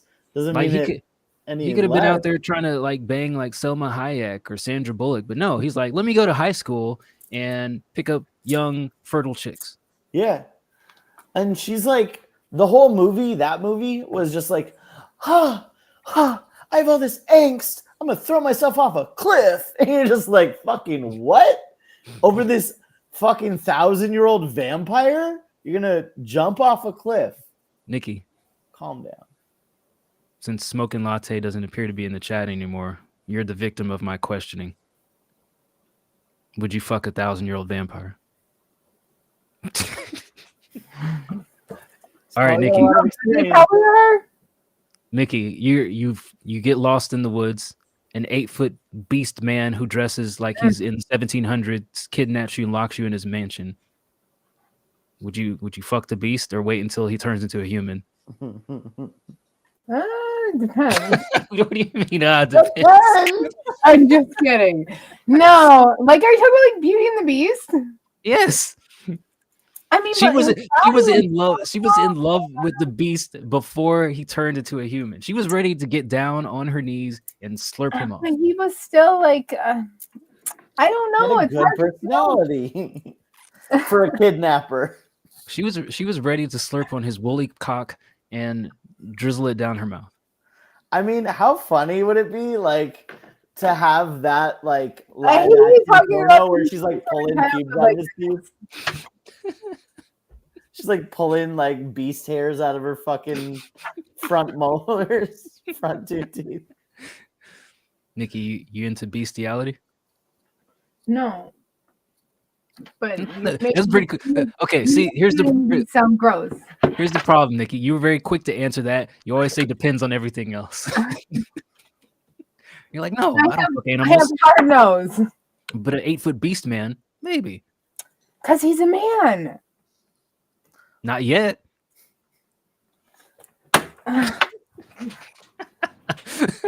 God. Oh man. Who would win, Godzilla or King Kong? Who won? I gotta go with Godzilla. Yeah. He spits fire. It's a dragon, man. Fucking dragon lizard king. Fuck. Yeah, King Kong's Kong got just a bigger monkey, but still just a monkey. Now, if you said like King Kong, if you took out King Kong and you put in like Super Saiyan Vegeta in his gorilla form, then I might go Vegeta. I might go Super Saiyan. Because, you know, he's got like the beam coming out of his mouth and shit. What do you mean, nerd? It's like common knowledge. Oh, you've been arguing with people? Yeah, King Kong is getting wiped off the mat with Godzilla any day of the week. Godzilla's ruling that matchup every single time. No questions asked. All day, every day. Nikki, you agree? Mm-hmm. Nikki, if a 100-foot tall gorilla kidnapped you, would you defend that gorilla when a bunch of other Caucasians say, no, we must blow it up with bazookas? Probably. She's already sucked this beast off. We've covered that much. I would feel bad. Like, you don't have to hurt him. He's This beast is my lover! He's a lover! The gentle soul! This beast is my lover! Stop shooting rockets at her! I love him, though. You can't blow him up. Oh my god. Like, he's literally smashed your entire family, but then he picks you up gently and puts you on the Rocky Mountain as he goes and takes on the United States Army, and you're like, no, don't stop, I love him. That's you. Godzilla on the other hand is just, you know, lighting up everybody. Godzilla doesn't give a fuck. Godzilla is racist. Godzilla hates Japan. King Kong has a heart. Like, he has emotions. He feels. Let's dive into Godzilla's conflict with Japan real quick, because I believe there's a reason for Godzilla's racism, and that weighs heavily on the fact that Asian people will eat almost anything. If it breathes and it pumps blood, Asian people will try to eat it. And I think Godzilla saw that in the middle of the ocean, and he was like, you know what? Fuck this shit. You guys are eating all the jellyfish, eating all the fish, you're eating all the things in rocks that aren't even supposed to be broken open and slurped out of the rocks. You're eating sea cucumbers who look like penises ejaculating. You eat everything, and I'm sick of it. I'm coming out of this ocean, and I'm blowing up Japan. Am I wrong? It was their wrath. Yeah. Godzilla is like the king of the ocean, and the king got tired of it. He's like, you Asian people need to stop. You need to be stopped. I'm blowing Japan up. Stringable events that led to that. Yeah, definitely. You don't just hop out of the ocean and decide I'm just going to kill people one day. You have to be pissed off to the point to where you're like, okay, I'm fed up. I'm coming out of my deep slumber in the middle of the Pacific Ocean to blow some people up. King Kong, on the other hand, just likes white chicks. I mean, I do too. But he's just a gentle giant. Why do you think King Kong is the gentle giant? You apologist fuck. A what? Oh, word. Why do you think King Kong is a gentle giant? Because he is. Have you ever watched King Kong the movie? Yeah. Any of the iterations of it? Yeah. And that's a gentle giant to you? He's scorned and hurt. They should have just left him alone. You know, I didn't want to go there, but you know, that's what happens when you people go to these uncharted islands and y'all find things that shouldn't be touched. What do you mean by you people? You know what I mean. You milks. I don't know. you go to these islands. You're like, a friend. Y'all go to these islands and you're like, oh, a new creature. Let's put it in the zoo. That creature doesn't like it. That's what happens. Turns out things don't like to be captured. Who would have thought? Word. I feel that so hard in my soul. But Somebody try to capture you, King Kong? No. You trying to capture somebody? You know, I'm open to the possibility of being captured or vice versa, you know. You into that predator prey shit?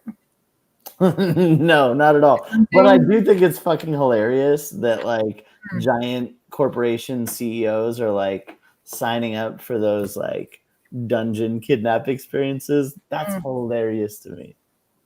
Tell me more about this. I was watching this documentary, like I think it was like a BBC or something, Pause.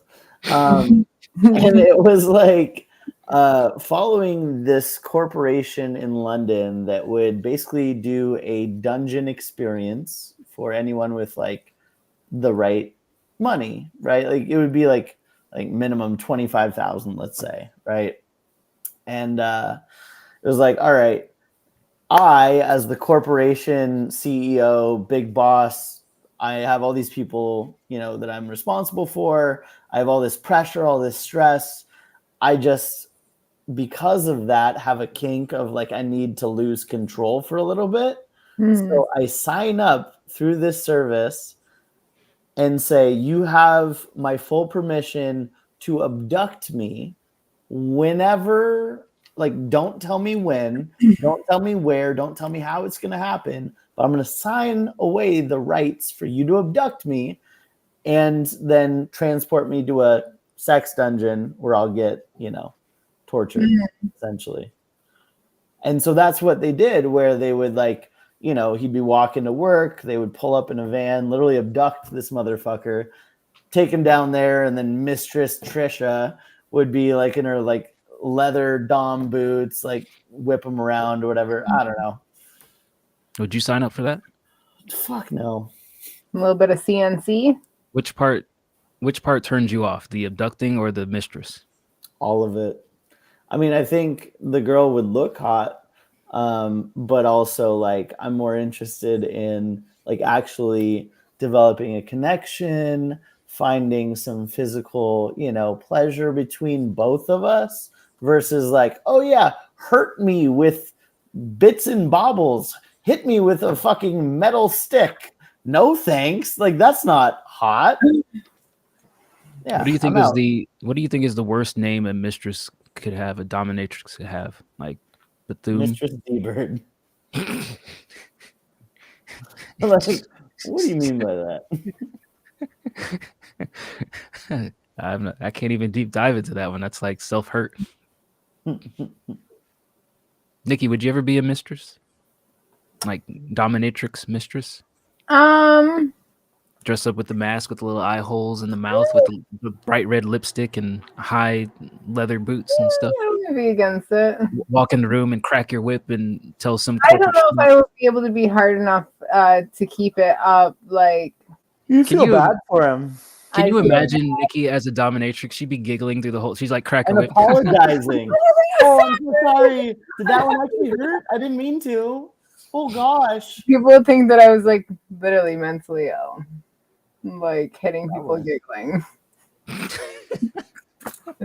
Sounds crazy. Oh my God, you're bleeding. Hold on, let me get some lotion and a Band-Aid. Yeah, and then give them the aftercare. The hand job? I'll bathe you. And is that part of a dominatrix thing, or is it like they just want the pain? Like, do you actually? The dominatrix takes care of their sub after to ensure that they're emotionally okay. Okay. It seems contradicting. No. Like if you abuse me, don't ask. If you abuse me, don't ask me afterwards It's all if I'm the okay. role of it. It's all the role of the person. They cause the pain. They clean the pain. You've got to be a twisted person to go through that and then want to be comforted afterwards. Like you just spanked me. You just aftercare. I don't want aftercare. I want to go to the emergency room and make sure that my anus is okay. I mean, like you shouldn't be doing things like that would hurt you like that. That's the whole point of it. It's all like consensual stuff. Yeah, it might still hurt. People like pain. Right, but I feel like stuff. I feel like you're trying to talk me into something that I don't want to do. What are you doing here? Putting in anything. All right. If somebody said dice, I paid for everything. It's a $25,000 domination. Did you boot his ass? No. Are we live? Yeah, we're still live. Okay. Bird is gone. What just happened? I don't know. You were in the middle of setting me up for failure. Yeah, hypothetical. Oh god damn it. I tried to wipe away the dog hair from my fucking whatever. Who cares? Somebody paid $25,000 and what? They said, yo, I've got the full meal deal. Dominatrix experience, $25,000. I got this for you, buddy. Would you go through with it? I'd have questions. Can I ask questions like what is this experience? Like I'd want to know what I'm getting myself into. And then so I can opt out. Like is it like a menu or can I like check a box on the things I'm cool with? Contractual. Like you decide. I don't want a contract. I want a menu where I can check a box and say you can do this, this, and this, but this shit is that's what hard nose are for and soft nose. Like hard nose like scat. I want the nose up front, like no. Like, anal, maybe if it's right. No, there's no maybe. No. There's no maybe in those situations. I'm just saying there's hard and soft nose. Like your hard nose. I'm gonna say for this instance, there's no questions that you can ask, but you do have a safe word that you can use 3 times. Is this a one-time experience or like yes. Am I gonna be able to see this person afterwards? Oh, just once. No, $25,000 one time. I'm out. You're not finna abuse me, ravage me, get me attached to you, and then give you a bath and cuddle you and carry. Yeah, then I gotta go back to my day job on. I gotta go back to my day job on Monday, and then I'm crying because some girl just abused me and then rubbed me off and fondled me afterwards, and I felt better. And now she's like gone out of my life unless I have another $25,000. You probably overcome some trauma. No, I would cause more trauma. I'd write her a love letter the next day. I'd take my lunch break and I'm writing like her an email. I'm following her on Instagram. I'm in too deep already. I'm out. This person doesn't exist and he's already write a whole fucking album. He's gonna send her. I would have 2 EPs and another album already lined up on Tuesday. Weird. What about you? Normally a dom sub thing is like a lifelong thing though. Honestly, I'm not about that life. I don't need to get fucking spanked or whipped or any of that shit. Like, I'm good. Would you be a dominatrix? Honestly, I could. And, like, I'll just say this. I think that there are certain girls that love being dominated, and I know how to do that. But also it's not something I'm super into, if that makes sense. When you say would you be a dominatrix, are you talking about as like a side gig? This is what I do in my evenings, or like as a full-time job? I mean, it's like a lifestyle, isn't it? Yeah, but there's people who live off of that lifestyle and there's people who just do it. Job, but you would have to like really be able to do it. I mean, if it pays well enough, sure. I can ravage a few people and get them hooked on me. Well, if you're doing it for like money like that, then you have no control over quality control, right? Like you can't say no to any genders, any body types. It's a private business. Just depends on how much business do you want to do. And at $25,000 a pop, I might just do everybody. Oh my God. $25,000 is pretty up there. That's like I got to do 4 people a year, and I'm already pretty close to what I'm already making in this hellhole of a day job. I might call that a wash, right? One night experience for $25,000. The $25,000, that sounds more like, all right, we're gonna plan the like van that's gonna pick up the CEO of Microsoft allegedly, and then like swoop him from campus, take him to a undisclosed location, and spend like a week with like, you know, weird devices on his nipples. I mean, also you got to think from a male perspective, unless you're open into other males, like the clientele list of the well-to-do females that can afford $25,000 it gets shorter, right? You either got retired ladies who got bread saved up, or you got some hot corporate chick, or you got somebody who just hit the lotto. So, you know, I feel like luck's on my side at that point. I'll be a gigolo. I'll be R. Kelly and Nick Cannon. I'm a gigolo. That song is fire. So good. But no, you're absolutely looking at it the wrong way. If this is a business, you like go all through the steps, get your LLC, get whatever. You're going to have to take on some clients you don't want. Like you're going to have to take on the dude CEO of fucking Snowflake. Like I allegedly. reserve the right to say no and then have people file a lawsuit against me, and I will fight it with my rich lawyers. All right. Right, Nikki? Lawyer up. That's what we do in America. White collar and such. Speaking of lawyer up, I asked everybody to name 5 albums that defined their life growing What up. the hell does that have to do with lawyer up? In case you name some Called problematic, a transition, Nikki. yeah. In case you name some problematic albums, and we have to edit it out of the show. Lawyer up, baby. Nikki, I'll start with you because you said you don't even have 5. So are there any memorable albums that you just like you had on repeat for summer? Nellyville. There we go. Yeah. The Guardians of the Galaxy soundtrack, like that actual like Chris Pratt's playlist, like on the disc, like with Hooked on a Feeling. So I played that literally for like 5 summers. Well, hold on before you keep going. What was your favorite track on Nellyville? Pimp Juice. Really? Me too. So good. What about Guardians of the Galaxy? What was your repeat song? I love Come and Get Your Love. Oh, fuck. Hey, Redbone. Dick. Hey, Dick, you talk to your dick like Fleetwood that? Mac Greatest Hits. You go to the bathroom? Best mix of Hey, everything. Dick. Hey there again, Dick. Any other albums? Guardians of the Galaxy, Nellyville? Greatest Hits, Fleetwood Mac. It's got all Fleetwood my Mac.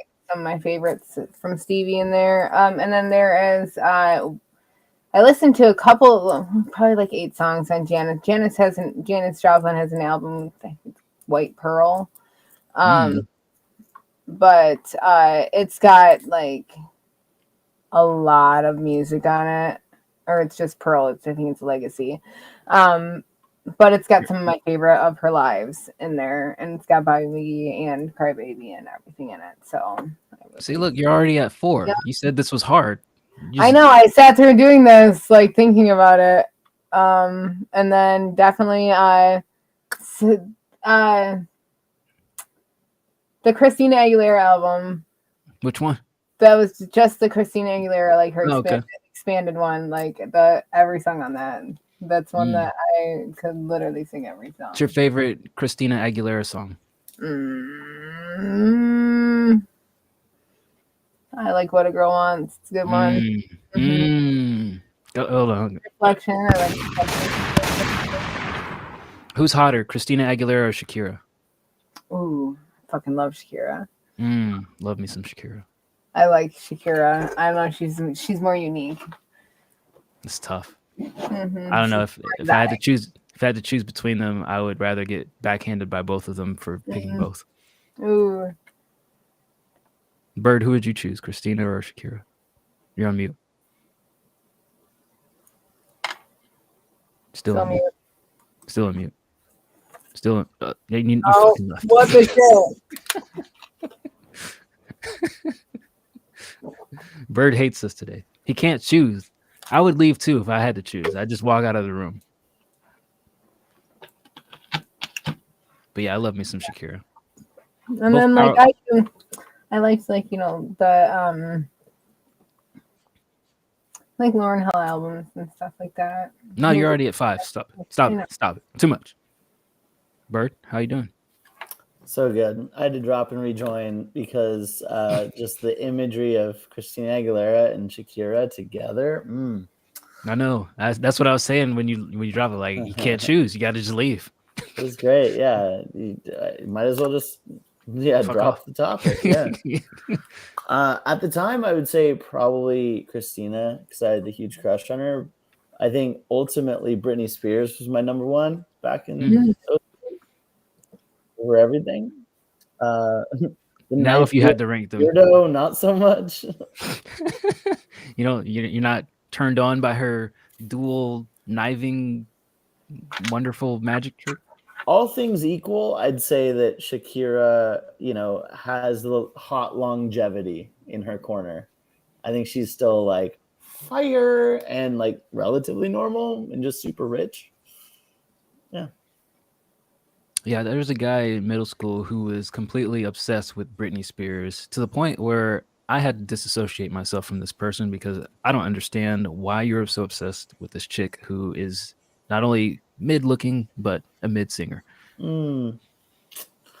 I mean, she wasn't bad looking at the time, but she definitely hasn't aged as well as the others have. In terms of wrinkles, not saying that she's ugly, but like age is definitely hitting her. And I think part of that is the stress in her life. Women age, bro. Calm down. Some of them do. I would Some of say that. So it was kind of funny. I might have told you this on a different podcast, but Britney was like when "Baby One More Time," "Hit Me Baby One More Time" came out. I was like locked in. I was like, I fucking love this song, whatever it was. I would call the radio station and vote for it to be number one for the week, right? It was like a nightly top 10. I'd vote for it. I was like, I fucking love this. And what was funny is at the time, I thought it was like a middle-aged black woman singing. Like that was Excuse me? my little 12-year-old brain, my little 11-year-old brain thought it was like an Aretha Franklin looking middle-aged black woman. You were in instead love of with Britney Aunt Spears. Jemima? Kind of. I loved the song and I was like, only the fucking weird rasp of this voice can only be done by an Aunt Jemima body type. That's crazy. Yeah, it is. Then I saw her, I was like, oh, double down. I'm all in. Whatever happened to Jessica Simpson? She had a reality show and then made herself look like herself. She was like cruising. She was cool until people took a peek behind the corner, like behind the window, and they're like, "Oh shit!" I think that was both the rise of the let's film everything celebrities do, and also like the downfall at the same time. Because it's like, hey, we can film these celebrities and show people that they're really either idiots or some sort of genius, and then also it's like, oh, she is an idiot. Yeah.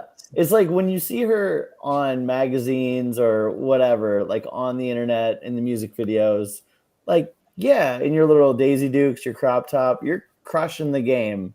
Mhm. Then when you're just like in sweatpants and a hoodie and you're like, chicken of the sea, but is it tuna or chicken? Now everyone's like, All right. you're just that girl. Yeah. Nikki, were you a Jessica Simpson fan? Mm-hmm. Did you wear her clothing line stuff? I had her like perfume. Oh yeah. You still rock it or no? You still fuck with Jessica Simpson? I don't really wear perfume. I wear like Bath and Body Works shit when it's on like 3 for $12 sale. You go with the natural odor? Yeah. Oh yeah, Smoking Latte used to wear the shoes. I know what's going on. I'm hip to the game. Yeah, when you're outed as not the brightest in the world, flipping the clothing is definitely the only move. You can't stick with the television shows. Well, and it's honestly like such an easy pivot for hot girls to be like, hey, I'm a hot girl. You know I'm hot. I know I'm hot. Here are the things that I use to make myself more hot. Yeah. Yeah. I feel like we should spin off a Joe Jam line of clothes and shoes and purses. Sure. And then we'll get some like what would this look like? We'll get some whale puke and then make our own perfumes as well. What would it look like? Well, it would look like an MLM. First, we'd start with you guys, and then you'd sign up all the rest of your uglier siblings, and then they would spread out to their uglier Michigan fucking housewives. Basically, the whole campaign is just pictures of you smiling, holding up various products, not saying We words. each have our own style. Sure, yeah, style. Gremlin style is live. There you go. One style already defined. Everything green. What is my style? Red. Psycho Rave Kitty. Do I Mushrooms. listen to Psycho Rave Kitty? Mushrooms and tie-dye. Yes, you do. Look at you. Have you seen you? I don't. Everyone in chat, does she look like a Psycho Rave Kitty right now? And then smoking latte will be corporate dominatrix. White collar dime. There you go. Look, we've already got the business plan planned out. I'm not even going to publish this episode. I'm going to private this episode. What would Mary Jo be? Who? Famous rock star. The other singer. Mary Jo. Smoking's all for it. Be like Miley Cyrus 2.0. What do you mean? Fuck you mean, Nikki? We know everything about the Joe Jam because we're invasive. I'm not gonna lie. I've only seen, you know, a couple pictures that Smoking Latte posted publicly, but I do feel like she's perfectly set up for an MLM of like, oh, here's this makeup that I use to look hot. Now all the rest of my uglier friends use this and you can be hot too. And she would make a killing. 100%. Definitely. I see this. That's what it is. This I is have gonna like blow hometown up. people. Yeah. Yeah. This is gonna blow up. This is one of those ideas that you like see the behind the scenes footage of like it coming to life, and then we use it as like, oh, 10 years later, you know, let's harken back to how this originated, and we're like sitting in this war room and writing on a whiteboard like Liv, Green, Nikki, tie-dye, Yeah. Smoking Latte, corporate, Steph. Yeah, it's all gonna be on a whiteboard. Oh yeah. Like that Charlie Kelly like whiteboard with all the fucking Yeah. strings and papers. Yeah. There's definitely a style for every event. Nikki, why are you opposed to this idea? I'm actually not. You guys are starting to sell me on it. MLM, baby. That's how it I works. feel like people would only wear me to party in though, and I don't really party. That's okay. This is They just an only image. wear me to party in. Like wear my style. Hey, I party. You can wear Like me all you smoking want. would be a work style, you know, like There's a reason that those stupid party shops only pop up 1 month out of the year before Halloween. You don't have to party to be the image of partying. Future doesn't even drink lean, and every album he's talking about drinking lean. It's true. Come on, Nikki. Be a Get hip fucking to the game. poser. Yeah. Half of the OG rappers from the 90s, I think most of them, as a matter of fact, are all married. Snoop Dogg has a wife. Bun B has a wife. Jay-Z has a wife. Those guys weren't talking about, oh, I love my wife back in the day. Honestly, it's not even fun to talk about, oh, I love my wife now. Yeah, You know? they still don't They talk still about talk about fucking hooking up with girls. Like that's what music is. You know what I mean? Everybody was married. Everybody had this one chick that held them down. Even Juvenile, back that ass up, has been in a committed relationship for over 20 years. Yeah. He's not gonna not play back that ass up at, you know, Boo Bomb 2023. Yeah, he's not gonna not pour that bottle of alcohol on this fine young scantily clad lady's ass while on the stage. But he's also gonna walk off the stage and hug his wife. gotta uphold. So I was at a tech event where like it was a giant conference. There was companies spending way more money than they needed to do to just attract people to their booth and scan their names, which will then just get tossed into the garbage and forgotten about. That being said, the after parties are super fucking fun at these giant corporate tech events. And one of them was actually a friend's company was throwing a retro throwback party with the guy that did Wild Thing. Oh yeah. Whoever the fuck that guy is. forgot. Tone Loc. They Yeah. had Tone Loc headlining their after party. And I'll tell you, he's like fucking, I don't know, in his 60s now. At Mhm. least like maybe late He's like- 50s. I think he's Snoop's cousins or Warren G. He's one of their cousins. Yeah. He's definitely up there because Snoop is in He's his old. 50s. Yeah. This man is old. And he was up there still wearing the same, like in rap, you kind of have to have the same image, especially if you're doing the same songs, right? So he's doing Wild Thing. And he asked like, yo, all the pretty ladies come up to the stage. And like, I don't know if he's married or not, but like, it was super funny watching this like 58-year-old like bend these fucking 45-year-old women over as they're like twerking on him. And he's like taking turns dancing on each one of them while he raps. And I was just thinking like, is that goals? Is that Yeah. what rap is? Yeah. That is absolutely the goal, to be a 60-year-old and pull all the 40-year-olds up on the stage and hump them. Yeah. Figuratively. He seemed to be having fun. Still Nikki, at why it. are you shaking your head at me? It's a goal. I'm just saying. Go. If I was 60 and a bunch of 40-year-olds got on the stage twerking, I would hump them too. You'd be happy. And there's got to be some sort of understanding with the wives too, right? Where it's like, babe, you know I'm Snoop Dogg. Like, I have to smoke weed. I have to smoke weed and grind on this chick. I can't not. They know that is the money maker. Like, otherwise, Back That Ass Up probably would have never been blowing up as a single year two. It'd been like, oh, you want to go out and perform Back That Ass Up? Well, I'm going to back my ass up on our neighbor Tony while you're out on the stage performing. Yeah. Yeah. Bye. I have like 1,000 people. Dicks. I have like Always a Tony. I can have 10 dicks tomorrow while you're out there performing at the club. Speaking of performing at the club, transition. Bird, what are your 5 albums that defined your life? Big ask, but I would say Immortal Technique Revolutionary Volume 2. That was the first time that I learned about punchlines. Nikki's favorite. I would say 50 Cent's Get Rich or Die Trying. Okay. I would say Eminem Marshall Mathers LP. Okay. I would say Atmosphere 7's Travels. And honestly, Atmosphere God Loves Ugly.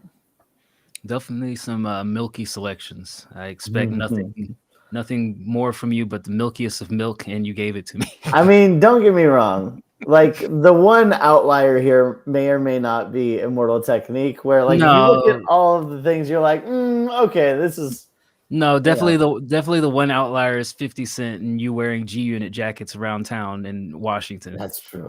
I did wear baby blue G-Unit hoodie with baby blue G-Unit sneakers, and I was pretty popular. Yeah, out of everything you named, 50 Cent is definitely the outlier there. That is the most, well, I mean, Eminem being Eminem, that is the most outlier of the other 4 that you picked.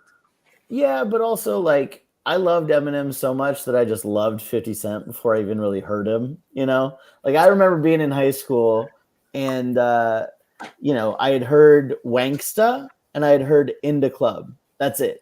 I don't think his CD had even come out yet, but it was due out soon. So those are the 2 songs I heard. And I remember back then telling people 50 Cent's my favorite artist. Because I didn't want to be like, oh, I love Eminem. It's like, oh, yeah, he's so like 2004. I'm a 50 Cent fan now. Yeah. No, it was. It's high school, you know? I heard first time I heard 50 Cent was on when Juvenile left Cash Money and he put out 600 Degrees to compete with Lil Wayne's 500 Degrees, and 50 Cent was on I think 2 or 3 songs on Juvenile's Underground album. And that was famously when Juvenile left Young Buck in LA and then 50 Cent picked him up and G-Unit kind of like formed. The rest was history. But yeah, I heard 50 Cent on Southern mixtape, not Wanksta and other stuff. I'm like, who is this? I thought he was from the South actually, because the way he was rapping, it sounded like he was part of Juvenile's crew, UTP. It's interesting. Why did you pick those albums? What made those definitive albums for you, aside from you wanting to be a poser and loving 50 Cent?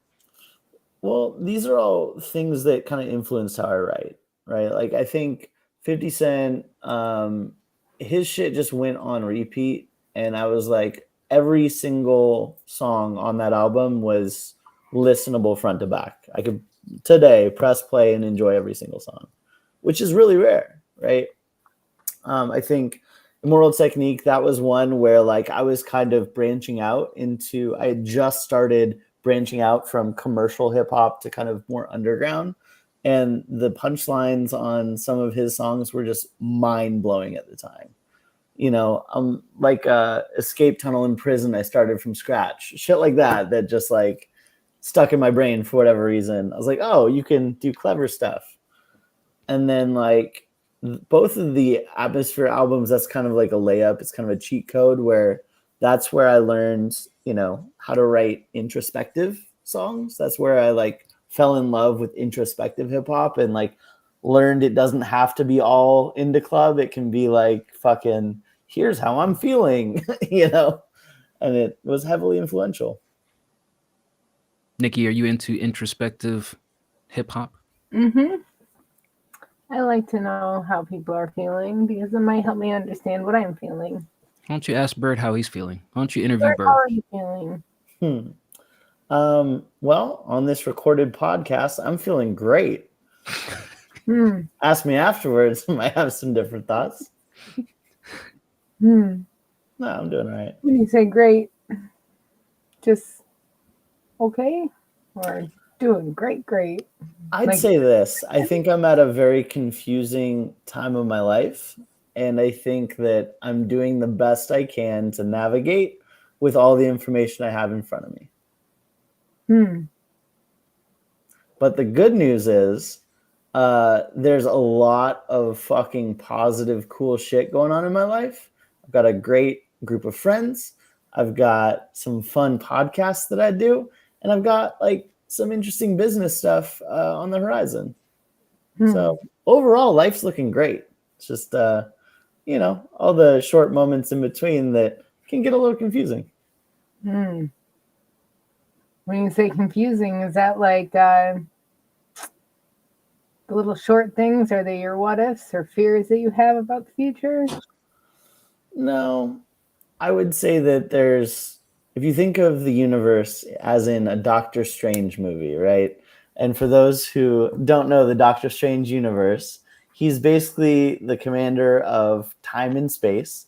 And so if there's unlimited parallel universes in front of us, each with different portals going through them, I think I'm faced with, maybe no less than 5 different portals in front of me that I could choose to go through from my life. And I think that I'm at a point where I kind of have to pick a portal.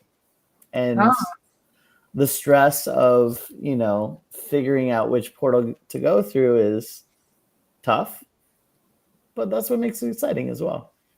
Have you gone through portals before, or is this your first time quantum jump?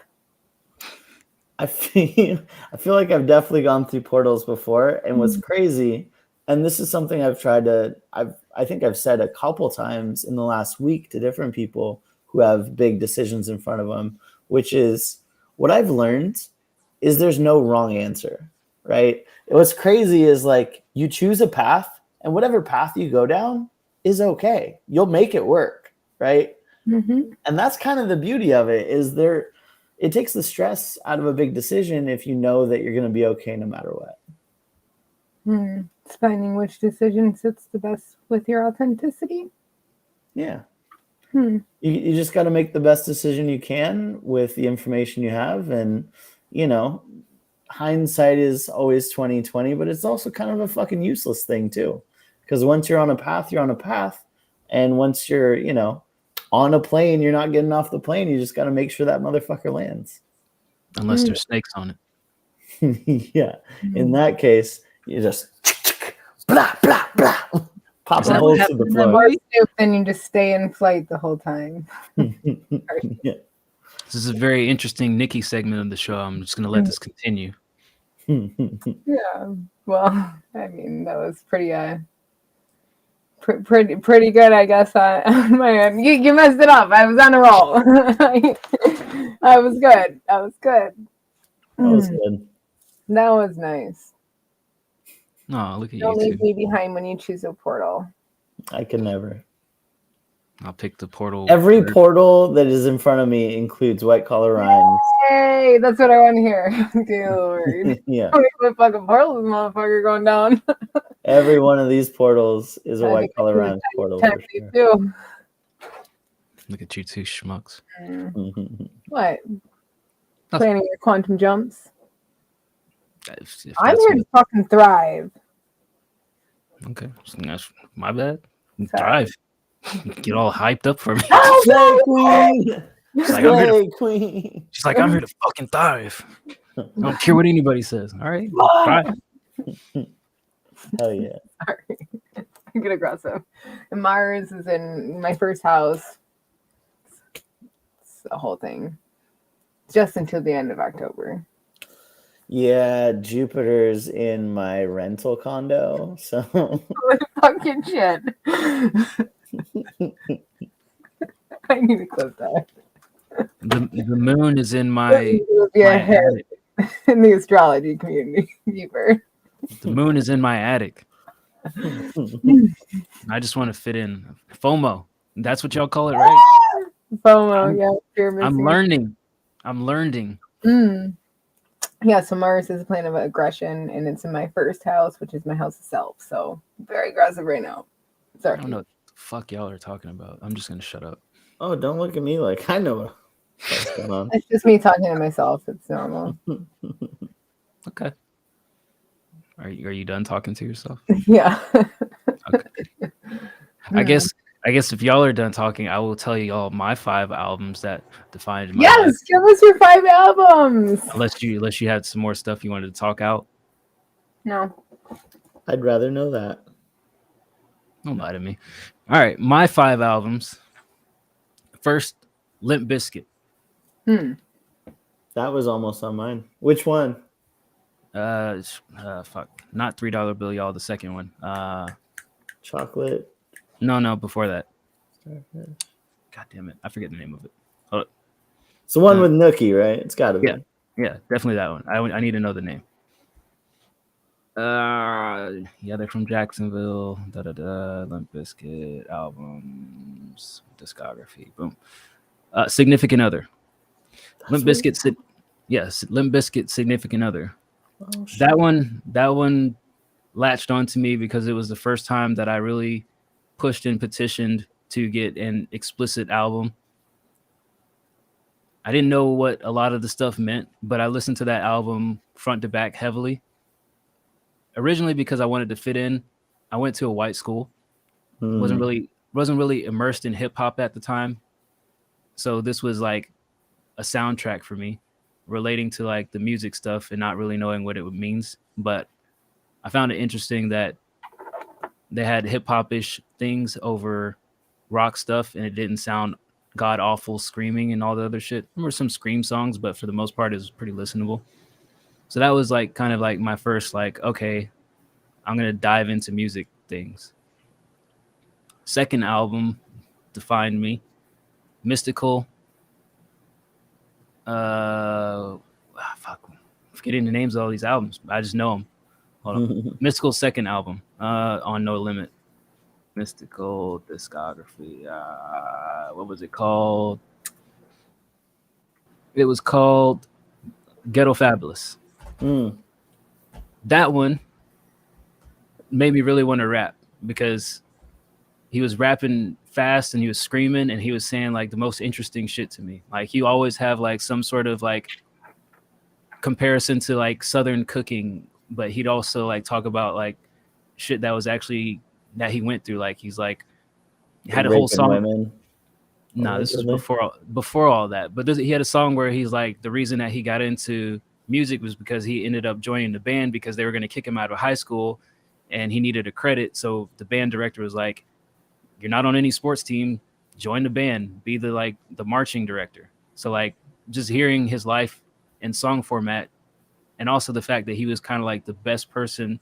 I think Mac was probably the better lyricist, but he was kind of like the most animated and probably the star of No Limit at the time. Made me latch on to that. And it made me want to rap. So that's when I really started to try to rap or at least write stuff. And that was around the time that I joined Rap Battles, 1999, 2000. So I'm old as fuck. We've established that. Next album to define my life, Paul Wall and Chamillionaire, Get Your Mind Correct.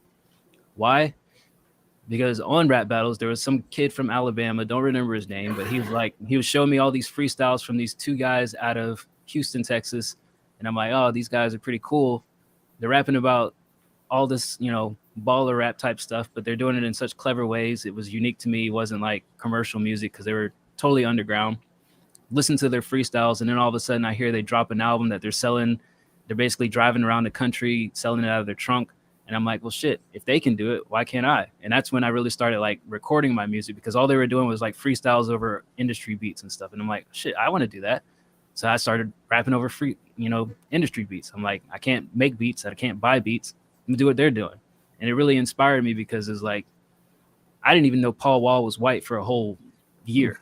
Like, I'm just listening to like freestyles and stuff that I find on SongSpy, LimeWire, all those other, services. I'm just downloading every freestyle every time they put out a mixtape. Homer Pimpson, Ace Ventura, downloading all those. And then I found out Paul Wall's white. I'm like, because I got the album cover for Get Your Mind Correct. I'm like, who the fuck is this white guy? Blew my fucking mind. But then I went back and I listened to the album, like, oh yeah, he never says the N-word or anything. Not like Chamillionaire was throwing it around and stuff at the time. He eventually eliminated from his, songs, but it's like, shit. Yeah, he doesn't say it anymore. He said it. He used to say it all the time, and like that was one of the things in his debut album, Sound of Revenge. He's talking about, he got feedback from Scott Storch, who produced all the singles on it. He's like, what can I do to make the album better? And Scott Storch was like, one thing is like, you got to make music that other people can like sing along to. And when you're dropping the N-word in every single, it's like, you got a Caucasian audience, they're not going to be able to sing that word. So you want to make songs that people can sing to universally. So then that kind of inspired me, and I stopped saying that word in most of my songs after that point too. So, but Get Your Mind Correct was kind of like my like, damn, people can really just go from making freestyles to dropping an album and then finding success. And like I always told people when I heard Paul Wall and Chamillionaire, like those guys are going to be signed to a label one day, and everybody thought I was fucking stupid as fuck. And sure enough, both of those guys had platinum selling albums on their debut album. So fuck y'all. Third album, Country Grammar.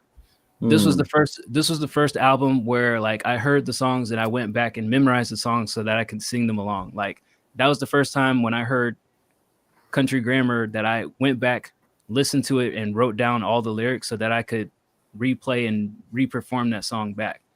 So rather than me just like coming up with stuff, like it gave me like, damn, I want to be able to do this song. So I had to like go back and listen to it over and over and over again before I could like perform it. So like, and it was one of those albums that I could listen to from start to finish. There was a couple of songs towards the end that I didn't really performance. Huh? I want to hear the performance. I mean, I don't have Nelly's voice, so it didn't sound right, but I wanted to be able to rap along to his clever song. And like fucking, he had like half of the album was a single, and like they were all good songs.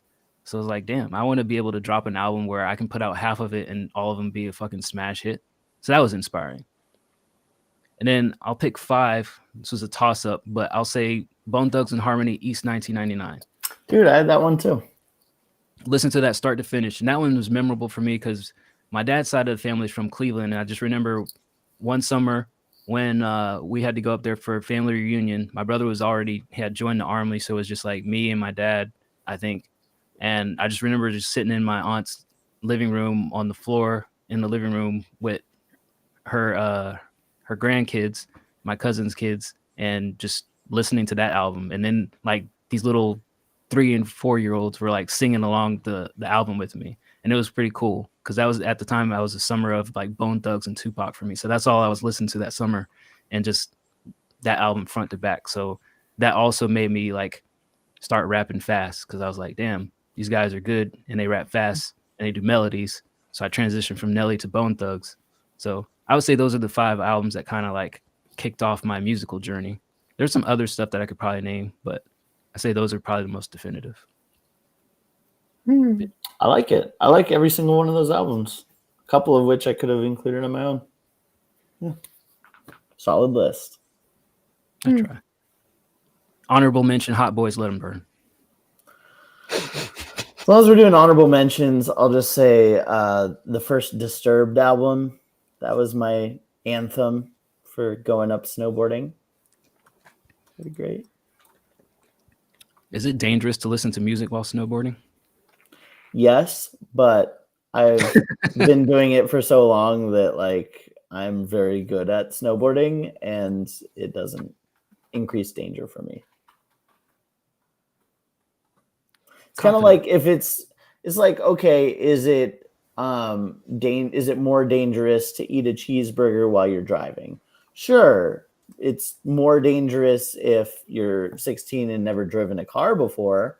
I've been eating cheeseburgers in cars for 20 years now. I can kind of fucking get away with it. Oh, look at you, Mr. Sassy Pants. Think you're just better than everybody else at driving that you could just eat a cheeseburger? I think I'm better than 16-year-olds at driving. Yeah. I do a lot of driving.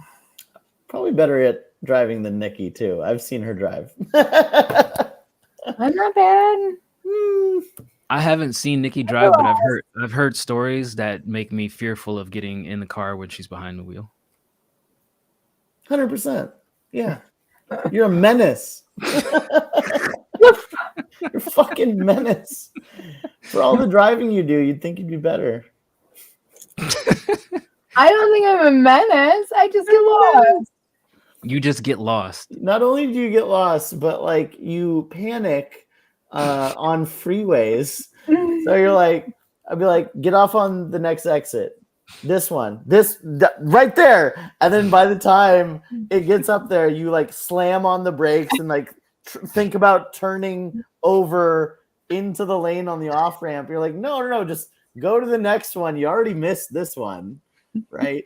Slamming on the brakes on the freeway and then going right in front of other cars who are going freeway speed is not the move. Nikki, let me ask you this. This will tell me everything I need to know. Have you ever missed an exit, got over in the margin, and then backed up so that you could get off on that exit rather than going to the next exit? Stopping on the freeway? No, on the side of the freeway. So like you miss your exit, you pull over, you back up, and then get off. That'd be I don't know. crazy. I'll always go to the next one. That's crazy. That is crazy. That Okay, is so crazy shit. you're crazy, but honorable you're not super mention crazy. as well was Now Number 9. I loved that album. Mamba number 9. No, Now Number 9. It was one of my favorite ones. I know it's just a good mix. It's a good mix. Nikki, how many CDs did you buy off of infomercials? Your laugh told me everything I need to know. All of them. Yeah, just make sure you shut off the TV so I don't hear the midnight. Did you join that little CD club where they send you like 30 CDs for $10? Oh, fuck yeah, and the magazine ones. The magazine ones too? Jeez. Yeah, I think I still haven't actually signed up for magazine ones. Do you have any Kids Bop CDs? No, I have now. Not Kids Bop. Okay. I don't have kids. I mean, you could have got it for your nephews and nieces. Yes. Selfish. How dare Never you? thought about that. No, Now 9 is good. It's got everything on it. If I told you to play a song right now to fall asleep to, what are you putting on? To fall asleep to? Yeah, just like something that you can listen to on repeat. Just lo-fi beats. Just beats. Yeah, lo-fi beats. What are you gonna skip-bop in your head? Yeah. I could listen to lo-fi beats and sleep. Nikki, is there a period of the day that you aren't talking to yourself? What do you mean? You know what I mean. Doesn't everybody consistently talk to themselves? No. No. Like in your brain? I mean out loud, verbally. Why do you think I talk to myself all the time out loud? What do you mean, why do I think that? I you know met you do. I don't know. I just talk to myself, man. I talk my thoughts out loud. Yeah, I'm asking, Something is there a period of day when like the talking stops and then it just comes out of your brain, or you just always talk it out loud? I always talk it out loud. Okay. That's fine. Just trying to dive into the world of Nikki. Do you have any questions for me and Bert? I mean, like, you guys don't talk your thoughts out loud. Not throughout the day, no. Do you ever like make weird noises like out loud, like walking around like doo-doo-doo-doo? Definitely not. 1000% no. Sure. I know that this is how you go about life, but no, my life isn't just some Whoville dream where I'm like, bing ba ding ka ding ka ding ka ding ka. You know, like, what is happening? I can't picture me and Bird walking around singing like Starbelly Sneetches songs. You remember that Dr. Seuss movie? SNEECHE. No, okay, That's my what I bad. get for not having No, kids. but I like it. Bars. Would you rather be a Starbelly Sneetch or a plain Sneetch? Starbelly for sure. Yeah, I don't know what it is, but I'd rather have a star in my belly than not. Fucking Word. ego on both of you is insane. I'm a star, beach. The Starbelly Sneetches were the snobs who thought that Oh yeah. they thought that they were better than everybody because they had a star on their belly. So then the I forgot the name of the guy. I think Mr. Wonder. Some guy came along with this machine where you jump in it and it prints a star on your belly. So then all the regular Sneetches became Starbelly Sneetches. So then the Starbelly Sneetches like, well, fuck this. We're not having these pores amongst us. Give us a machine to take the stars off of our belly. So then they jumped in machines taking the stars off of their belly. Then everybody got confused because they're like, well, I don't know if you were originally a Starbelly Sneetch or a regular belly Sneetch. So they're all mixed up. And that's how we all became mixed among US people. I mean, this might be a hot take, Oh, shit. but I think fuck them. I don't think they deserve stars on their belly. I think, I get, the lesson that's trying to be taught here, but also, not everyone's opinion is equal, right? Not everyone, when you bring up like flat earth and you're like, okay, well, on one hand, we have Cletus who just got done smoking a fucking fat bowl of meth. On the other, we have a NASA scientist who you boo, boo, boo. Nobody trusts in the audience, but he went to school for this shit, literally knows how to send rockets into space. We have him here too. Boo. And you're like, all right, flat earth, your turn, Cletus. Give us the argument for why it's just a bunch of firmament and you're going to fall off the edge. Derp! Cuz! Derp! Have you ever looked over the ocean? Derp! Well put, Cletus. NASA guy. Fucking 10 hours of boring science bullshit. Everyone just falls asleep, goes on their smartphones. Definitely following Cletus out of that conference. I'm just saying, man, like not everything is has to be equal and not everything needs to be. So maybe those Starbelly motherfuckers had a point. I mean, that's fair and all, but saying fuck them as the synopsis of Dr. Seuss's wonderful message is kind of chaotic. I'm a chaotic guy. It's like, fuck them. They don't deserve stars in their bellies. Poor bastard Sneetches. Maybe get That's born crazy. different. Nikki, where do you fall on philosophy?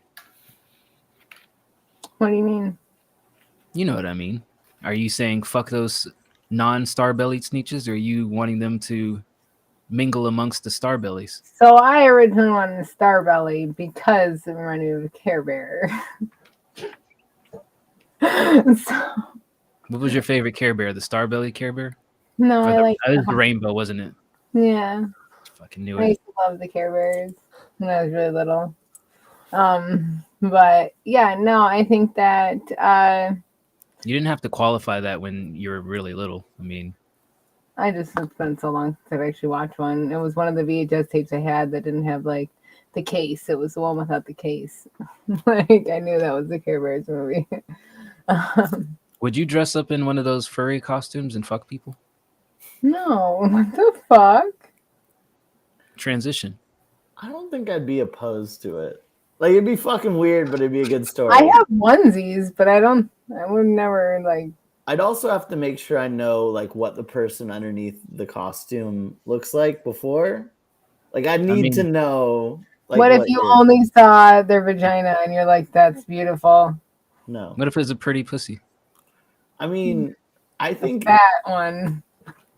definitely not. Like I need the full package. I need to understand what I'm getting into. What if it's like like the dominatrix scenario? It's like a one night thing. You know, you go in there, everybody's dressed up in their furry costume. All you see is vaginas or asses hanging out, and you got to pick one. I would need more information for sure. No, you're the motherfucker in there, like asking questions, like, "Can you lift up your, Yeah. Well, it's kind of like, I mean, it's the same kind of philosophical question of like glory hole, right? It's like, would you stick your dick through the hole and get that gluck gluck? And it's like, well, what does she look like? Like if it's a girl I would get a blowjob from without the wall in between, then sure, I'll put it through the hole. If it's not, which, come on, probably is the more likely scenario, then I wouldn't. It's an interesting question. It's like you show up to the glory hole, you don't know what's on the other side but pleasure, and then now you're qualifying it with like, what does this pleasure actually look like outside of the thing that I'm sticking my junk into? Well, you're a man of many bad questions. glory hole guy. Like that's why I don't go to glory hole. Like you go to the glory hole and you're like putting your eye in there, and she's like, yeah. "What the fuck?" 100%. Like I can't just be curious. Like Tom Segura actually has a funny bit about it. Of like he goes to this porn store. There's this like fucking creepy fat old dude with like one eye and like two teeth, and like shows him the glory hole in the back. And he's like, oh, like, you know, what's that? He's like, you know what it is. And he's like, do girls go back there? And he's like, oh, yeah, totally. He's like, unzip and, you know, put your thing back there. I'll be right back. And then like the whole joke's like he, you know, dresses up, goes around the corner and sucks him off. Yeah, like I think that's probably the more realistic scenario out of most glory holes. I'm not speaking from experience, though, because, yeah, like you said, I'm too curious. So you would need a roster of the potential other furries before you engage in furry activity. Yeah.